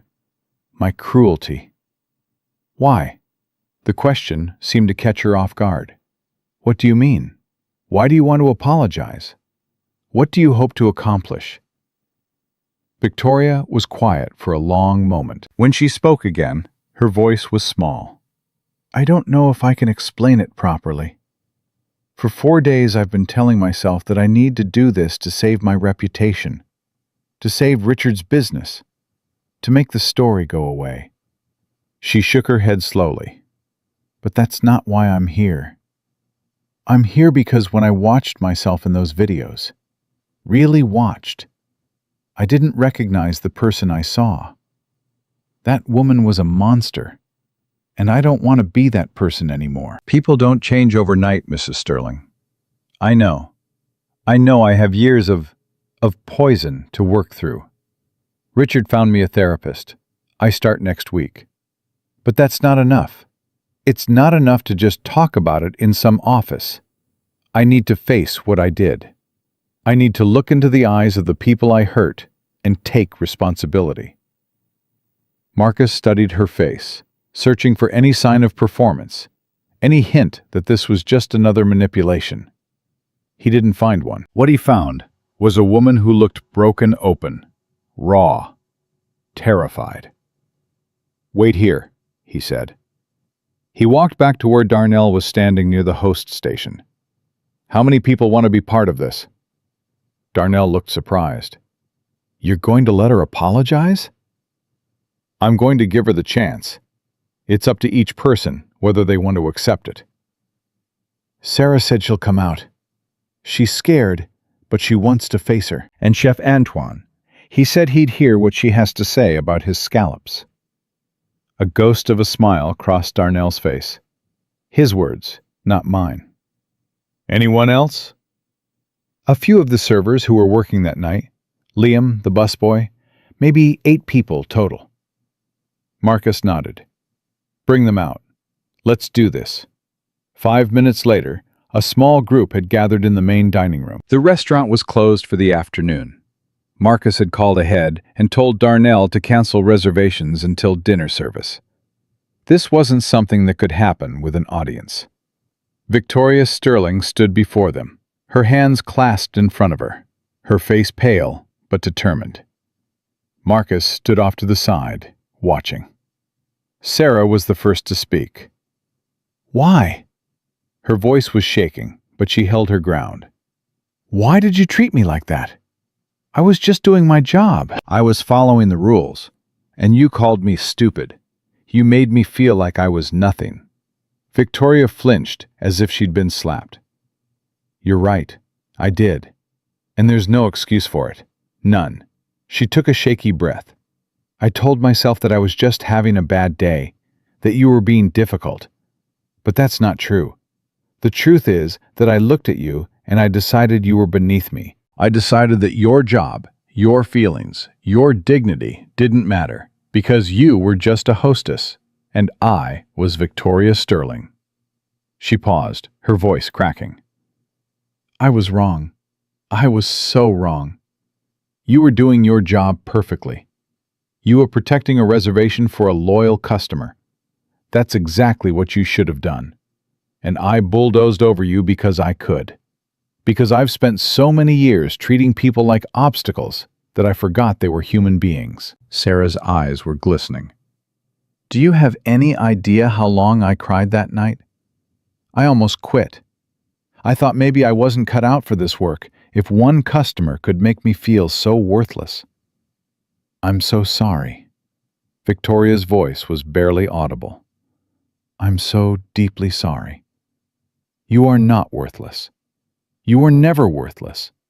I was the one who was worthless that night. I was the one who failed to be a decent human being." Sarah stared at her for a long moment. Then she nodded once, sharply. "I don't forgive you. Not yet.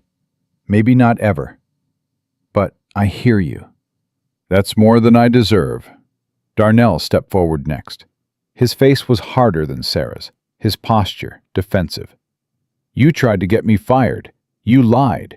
You said I contaminated your food when you knew that you'd done it yourself. I have 2 kids, Mrs. Sterling, 2 babies who depend on me. If I'd lost this job because of your lies, my family would have suffered." Victoria's composure cracked further. Tears were streaming down her face now, and she made no move to wipe them away. I know what I almost did to you. I've thought about nothing else for 4 days. Your children. I could have taken food off their table because I wanted to win, because I wanted to feel powerful, because," she choked on a sob, "because I saw a black man who dared to challenge me, and something ugly inside me wanted to destroy him for it." The words landed like bombs in the silent room. I won't pretend it wasn't about race. It was. Part of it was. I grew up in a world where people like me didn't see people like you as equals. I absorbed that poison, and I've been spreading it my entire adult life without ever questioning it. That's not an excuse. There is no excuse. But I want you to know that I see it now. I see what I am. What I was. Darnell's jaw was tight. Pretty words. I know they're just words. I know I can't undo what I did, but I can tell you that I'm going to spend the rest of my life trying to be different. Trying to see people, really see them, instead of just looking through them like they don't exist. And if you fail, if 6 months from now you're back to screaming at waitresses and planting hairs on plates. Victoria met his eyes directly. Then I'll deserve whatever comes to me. But I'm going to try, Mr. Williams.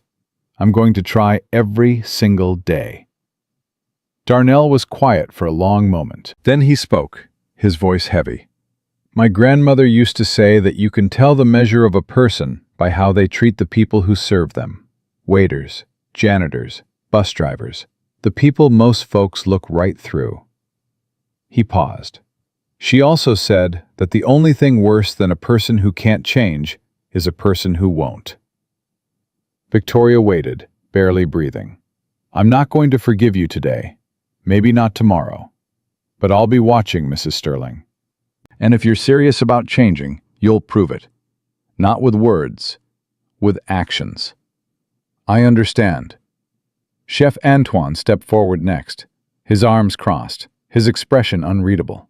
My scallops, he said. Despite everything, Victoria almost smiled. Your scallops were perfect. I knew they were perfect.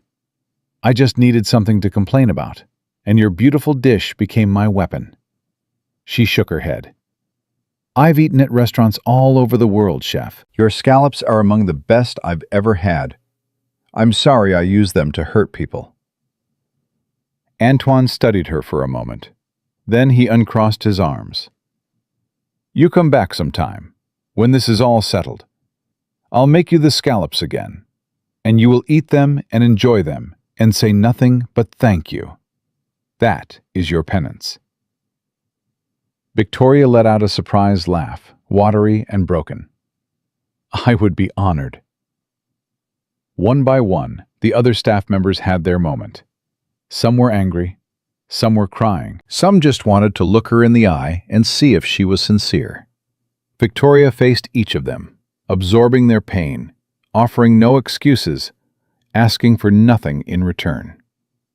When it was over, the staff dispersed slowly, processing what had happened. Marcus walked over to where Victoria stood alone, looking somehow both lighter and more burdened than when she'd arrived. That took courage, he said. It took 4 days of my husband threatening to leave me and a complete psychological breakdown. But yes, it also took courage. What now? Victoria wiped her eyes with a tissue someone had given her. Now I go home and try to figure out who I want to be. I start therapy. I look at my life and all the ways I've used my privilege as a weapon, and I try to do better. She met his eyes. Richard told me what you said about your daughter, about teaching her to be brave. Marcus nodded slowly. I never had children, Victoria said quietly. Richard and I tried, but it never happened. Sometimes I wonder if things would have been different. If I'd had someone depending on me to be a good person, instead of just a rich one. It's not too late to be a good person, Mrs. Sterling. You don't need children for that.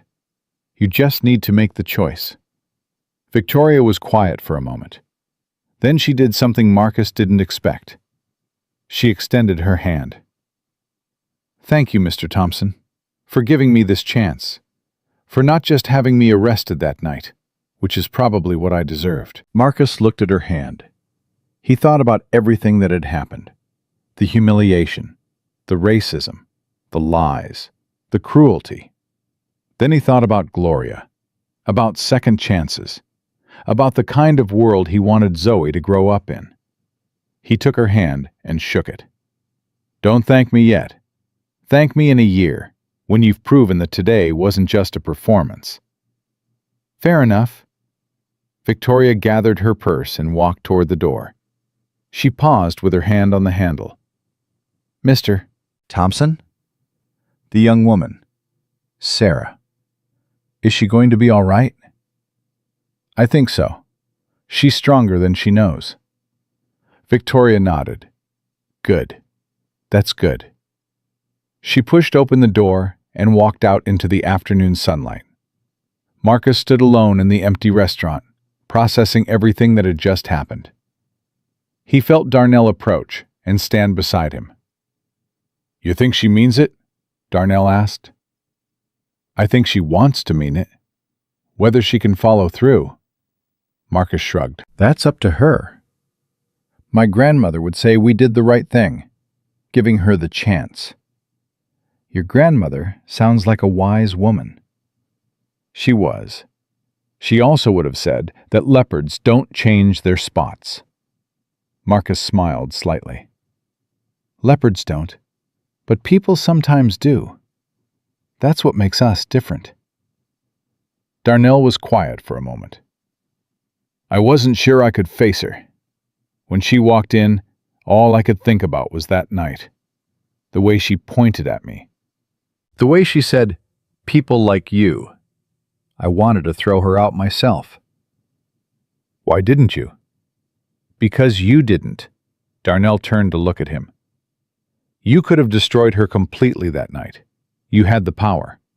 But you gave her a chance to walk away with something. And then today, you gave her a chance to apologize. I figured if you could do that after everything she said to you, I could at least hear her out." Marcus felt a warmth spread through his chest. This was what leadership looked like. Not just making decisions, but modeling the behavior you wanted to see in others. "I learned it from my wife," he said quietly. "She believed that people deserved second chances, even people who didn't seem to deserve them." "Sounds like an amazing woman." She was. Every single day, I try to live up to her example. They stood together in comfortable silence, two black men in a restaurant that one of them owned and one of them now managed, contemplating the complicated nature of forgiveness and change. "We should prep for dinner service," Darnell said finally. "Yeah, we should." But neither of them moved, not yet. They just stood there, watching the afternoon light stream through the windows of Aurelia, letting the weight of the day settle around them. Sometimes, Marcus thought, the most important moments weren't the dramatic confrontations or the tearful apologies. Sometimes they were the quiet moments after, when you stood in the space where everything had changed and tried to figure out what came next. Gloria would have known what to say. She always did. But even without her, Marcus felt certain of one thing. Whatever came next, he wouldn't face it alone. He had his daughter. He had his team. He had a legacy worth fighting for. That was enough. That was more than enough. 6 months passed. Marcus stood at the window of his office, watching the city lights flicker to life as evening settled over Manhattan. On his desk sat a letter he'd read 3 times already, the words still sinking in. Sterling Properties had withdrawn from the Miami contract bidding.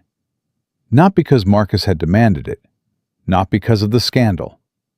Richard Sterling had called that morning to explain personally. "We're restructuring," Richard had said, his voice calm in a way Marcus hadn't heard before.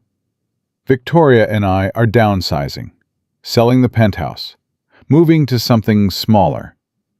She's been volunteering at a homeless shelter 3 days a week, and honestly, the $90 million contracts don't seem as important as they used to." That's quite a change.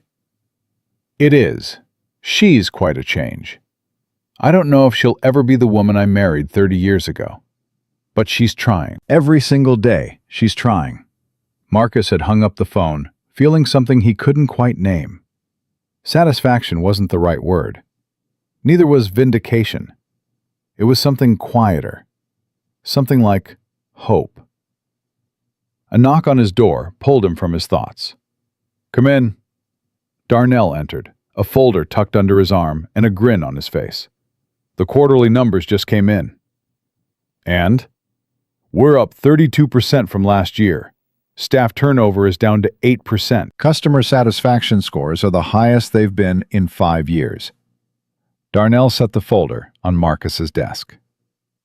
"Whatever you did when you went undercover, it worked." Marcus shook his head. "I didn't do anything except shine a light on problems that were already there. You're the one who fixed them." "We fixed them. Together." Darnell paused. "Speaking of which, I have a request." "Name it." "Liam, the busboy. He's been killing it as a server for the past few months. Smart kid. Works harder than anyone I've ever seen. He's been talking about wanting to learn the management side of things." "You want to promote him?" "I want to mentor him, like you mentored me." Darnell's voice grew serious. "He reminds me of myself at that age. Single mom raised him, works 2 jobs to help pay her rent. Has that same hunger, you know? That same need to prove he belongs." Marcus felt a warmth spread through his chest. This was exactly what he'd hoped would happen. Leadership begetting leadership, Opportunity creating more opportunity. Do it. Whatever support he needs, whatever training, it's his. Thank you, Mr. Thompson. Marcus, I've told you 100 times, call me Marcus. Darnell smiled. Old habits. I'll work on it. He turned to leave, then paused at the door. One more thing. Sarah asked me to tell you she got accepted. Accepted? To culinary school. She's been taking night classes for the past 3 months. Turns out getting screamed at by Victoria Sterling made her realize she didn't want to be a hostess forever. She wants to be a chef. Marcus laughed out loud. From hostess to chef. That's one hell of a journey. She said that night changed her life. Not the way Mrs. Sterling intended, but it changed her life anyway. Made her realize she was stronger than she thought. After Darnell left, Marcus sat alone with his thoughts. He pulled out his phone and scrolled through his photos until he found the one he was looking for. Gloria, standing in front of Aurelia on opening night, her smile brighter than all the city lights behind her. "We did good, baby," he whispered. "We did real good." That weekend, Marcus took Zoe to visit Gloria's grave. It had become their ritual, the first Saturday of every month, rain or shine. They would bring fresh flowers, sit on the bench near the headstone, and talk. Sometimes Zoe did most of the talking, filling her mother in on school and friends and all the small dramas of being 8 years old. Sometimes Marcus talked about the business, about the challenges and victories, about the ways he was trying to honor her memory. Today, Zoe was quiet. Marcus watched her place the flowers carefully at the base of the headstone, her small hands arranging the roses with deliberate care. Daddy? Yeah, baby. Do you think Mommy can see us, like from heaven or wherever she is? Marcus considered the question carefully. He'd never been particularly religious, but Gloria had believed in something larger than themselves, something that connected all living things. I think she can, he said finally. I think she's watching over us every day, cheering us on, getting frustrated when we make dumb decisions. Zoe giggled. She'd get frustrated with you a lot then. Hey now. I'm kidding. Zoe sat down on the bench next to him, leaning her head against his arm. Daddy, can I tell you something? Always. A girl at school said something mean to me last week, about my hair. She said it looked like a bird's nest. Marcus felt his heart clench. What did you do? I told her my hair was beautiful because my daddy says so, and my mommy used to say so, and that's all that matters. Zoe paused. And then I told her that her words said more about her than they said about me. Marcus stared at his daughter. Where did you learn that? From you. That night at the restaurant, when that lady called you trash. You didn't yell at her or call her names back. You just told her the truth about herself and walked away. That's what I did. I told Brittany the truth, and then I walked away. Marcus felt tears prick at his eyes. His 8-year-old daughter had absorbed a lesson he hadn't even realized he was teaching. And what happened with Brittany? She apologized the next day. She said her mom had been saying mean things about people who looked different, and she was just repeating what she heard. She said she didn't really believe it. Zoe looked up at him. I told her that was okay, that people can change if they want to. Like the lady at your restaurant. You've been paying attention. Always, Zoe grinned. Mommy told me to always pay attention. She said that's how you learn what's really important. Marcus pulled his daughter close, holding her tight against his side. The autumn wind rustled through the trees, carrying with it the scent of fallen leaves and approaching winter. Your mother was the smartest person I ever knew, he said softly. I know. That's why I listen. Zoe was quiet for a moment. Daddy, can I ask you something else? Anything. Are you happy? The question caught him off guard. He thought about it seriously, the way Zoe deserved. I think I am, he said finally. I miss your mother every single day. Some days the missing feels so big I can barely breathe. But happy? He looked down at his daughter's upturned face. Yeah, baby, I'm happy. Because I have you. Because I have work that matters. Because I get to try every day to be the man your mother believed I could be. Zoe nodded solemnly. Good. I'm happy too. Yeah? Yeah. Even when kids say mean things, and school is hard, and I miss Mommy so much it hurts, I'm still happy. Because I have you. Marcus couldn't speak for a moment. The love he felt for this small person was so overwhelming it threatened to crack him open.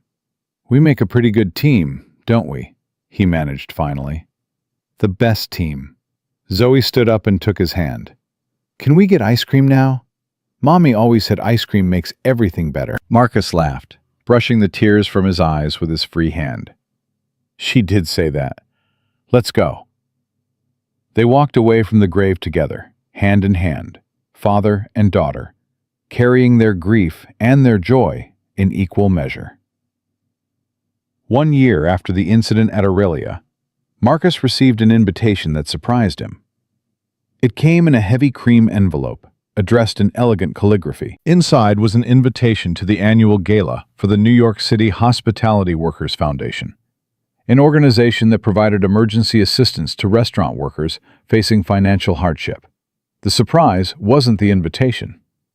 Marcus attended the gala every year and had been a major donor for a decade. The surprise was the name listed as this year's honorary chair, Victoria Sterling. He called Sophia immediately. Did you see this? I saw it. Apparently, she's been working with the foundation for the past 6 months. Started as a volunteer, answering phones, sorting donations. Worked her way up. Sophia paused.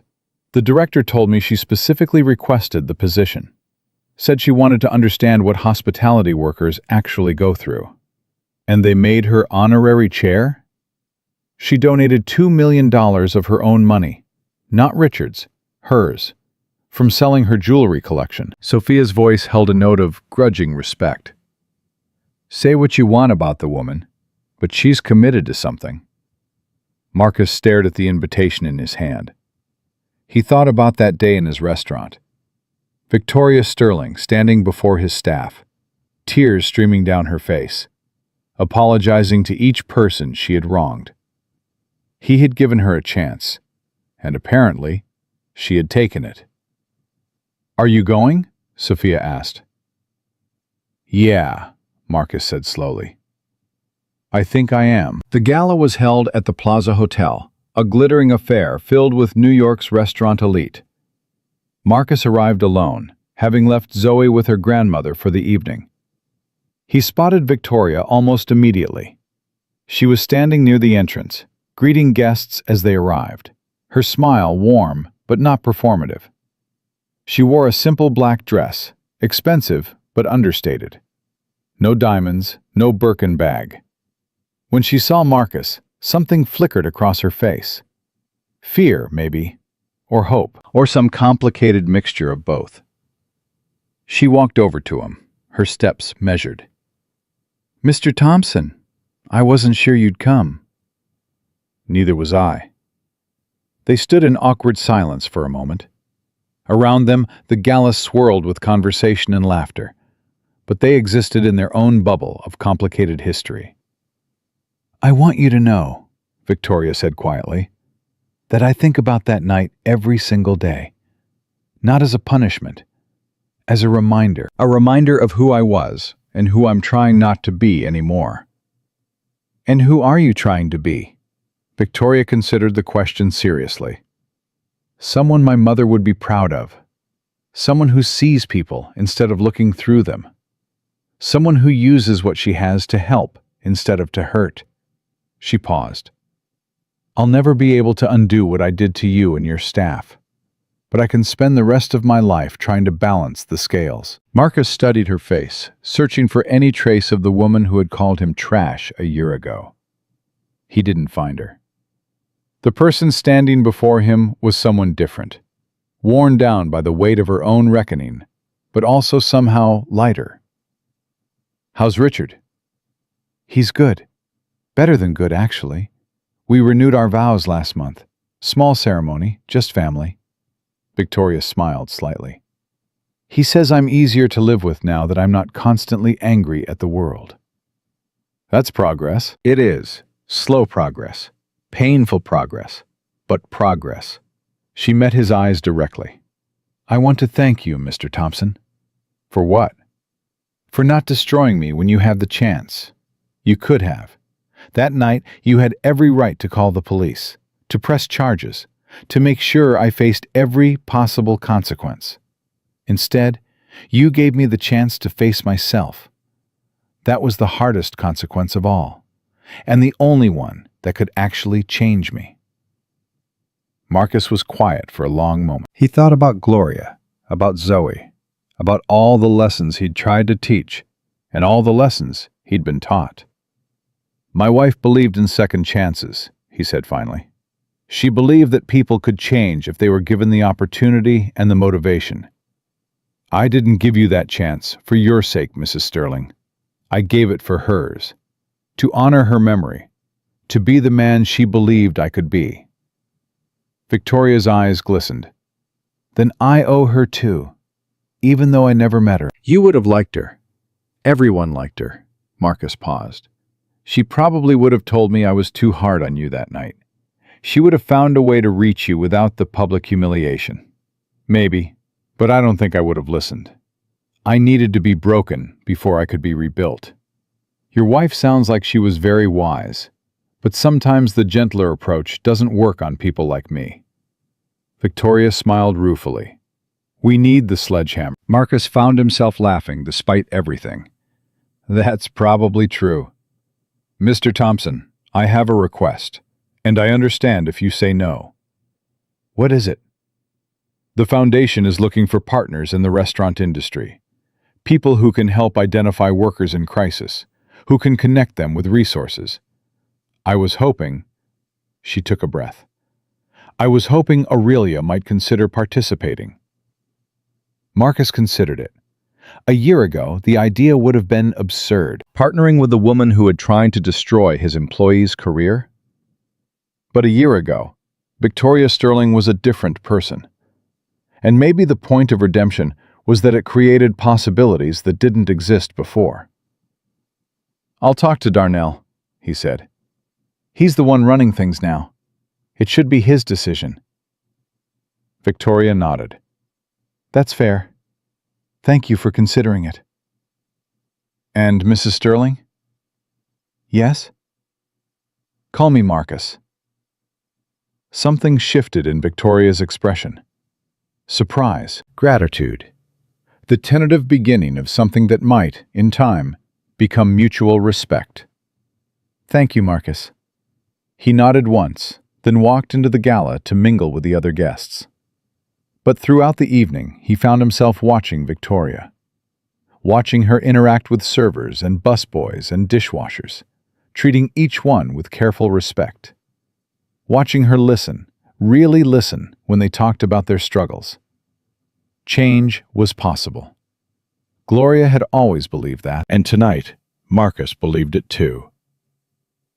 2 months later, Marcus sat in his office, putting the finishing touches on a document that had taken him 6 months to write. It was a letter to Zoe.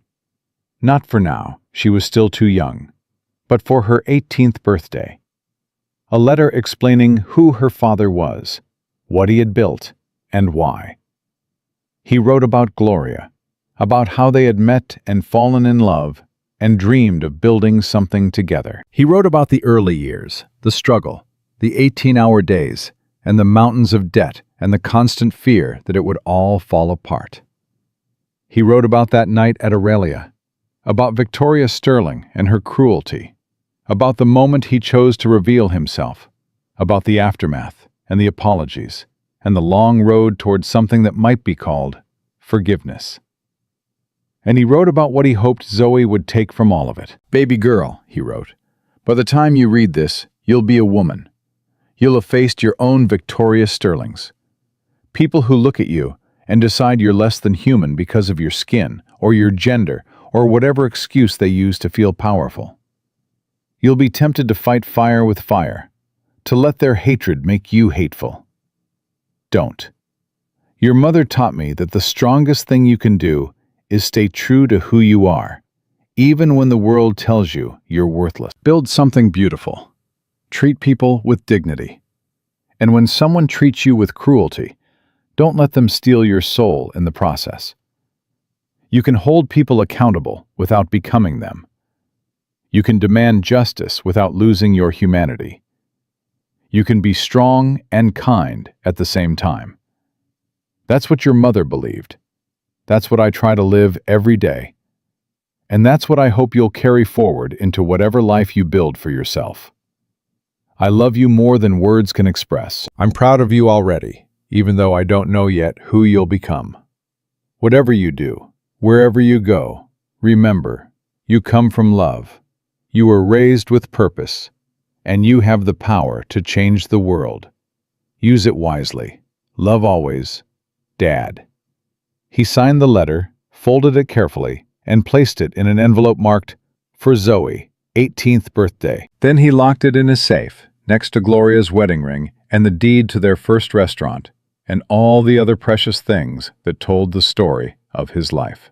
That evening, he picked Zoe up from school and took her to Aurelia for dinner. They sat at the best table, the one by the window overlooking the park. The same table Victoria Sterling had demanded a year ago. Darnell came out to greet them personally, his face breaking into a wide smile when he saw Zoe. There she is! My favorite junior food critic, Zoe giggled. Hi, Mr. Williams. Can I have the scallops tonight? For you? Anything. He winked at Marcus. Chef Antoine has been working on a new preparation. He says it's his best yet. Then bring it on.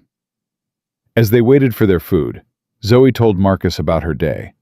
The science project she was working on, the friend drama that seemed to change by the hour, the book she was reading for class. Marcus listened to every word, memorizing the sound of her voice, the way her eyes lit up when she was excited, the small gestures that reminded him so much of Gloria.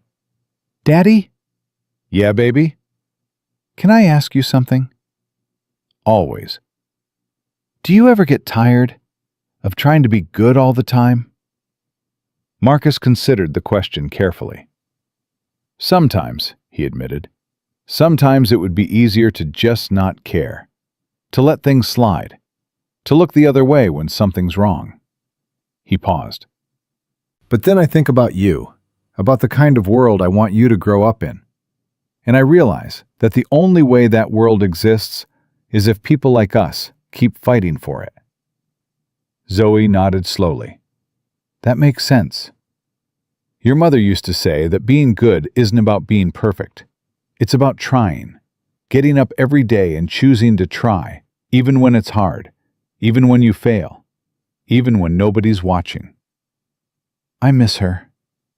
I miss her too, baby. Every single day. Zoe reached across the table and took his hand. Her small fingers wrapped around his, holding tight. But we're okay, right?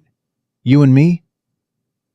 Marcus looked at his daughter, this fierce, brilliant, beautiful girl who carried her mother's spirit and her father's stubbornness, and something uniquely her own that made her unlike anyone else in the world. Yeah, baby, he said, his voice thick with emotion. We're more than okay. We're everything. The food arrived. Chef Antoine's new scallop preparation, as beautiful as any artwork Marcus had ever seen. They ate together, father and daughter, as the city lights glittered outside and the restaurant hummed with warmth and life around them.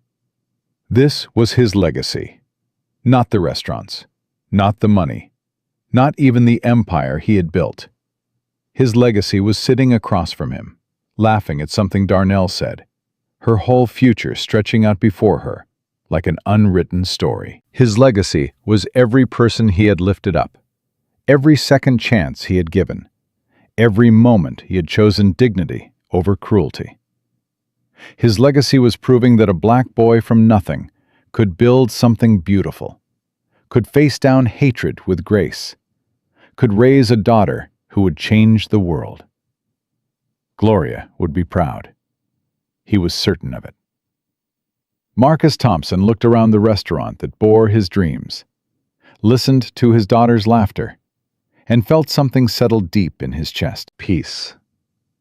After everything, the struggle, the loss, the confrontation, the healing, peace. This was what victory looked like. Not the destruction of enemies, but the construction of something better. Not revenge, but redemption. Not hatred, but hope. He had built his empire on a foundation of respect.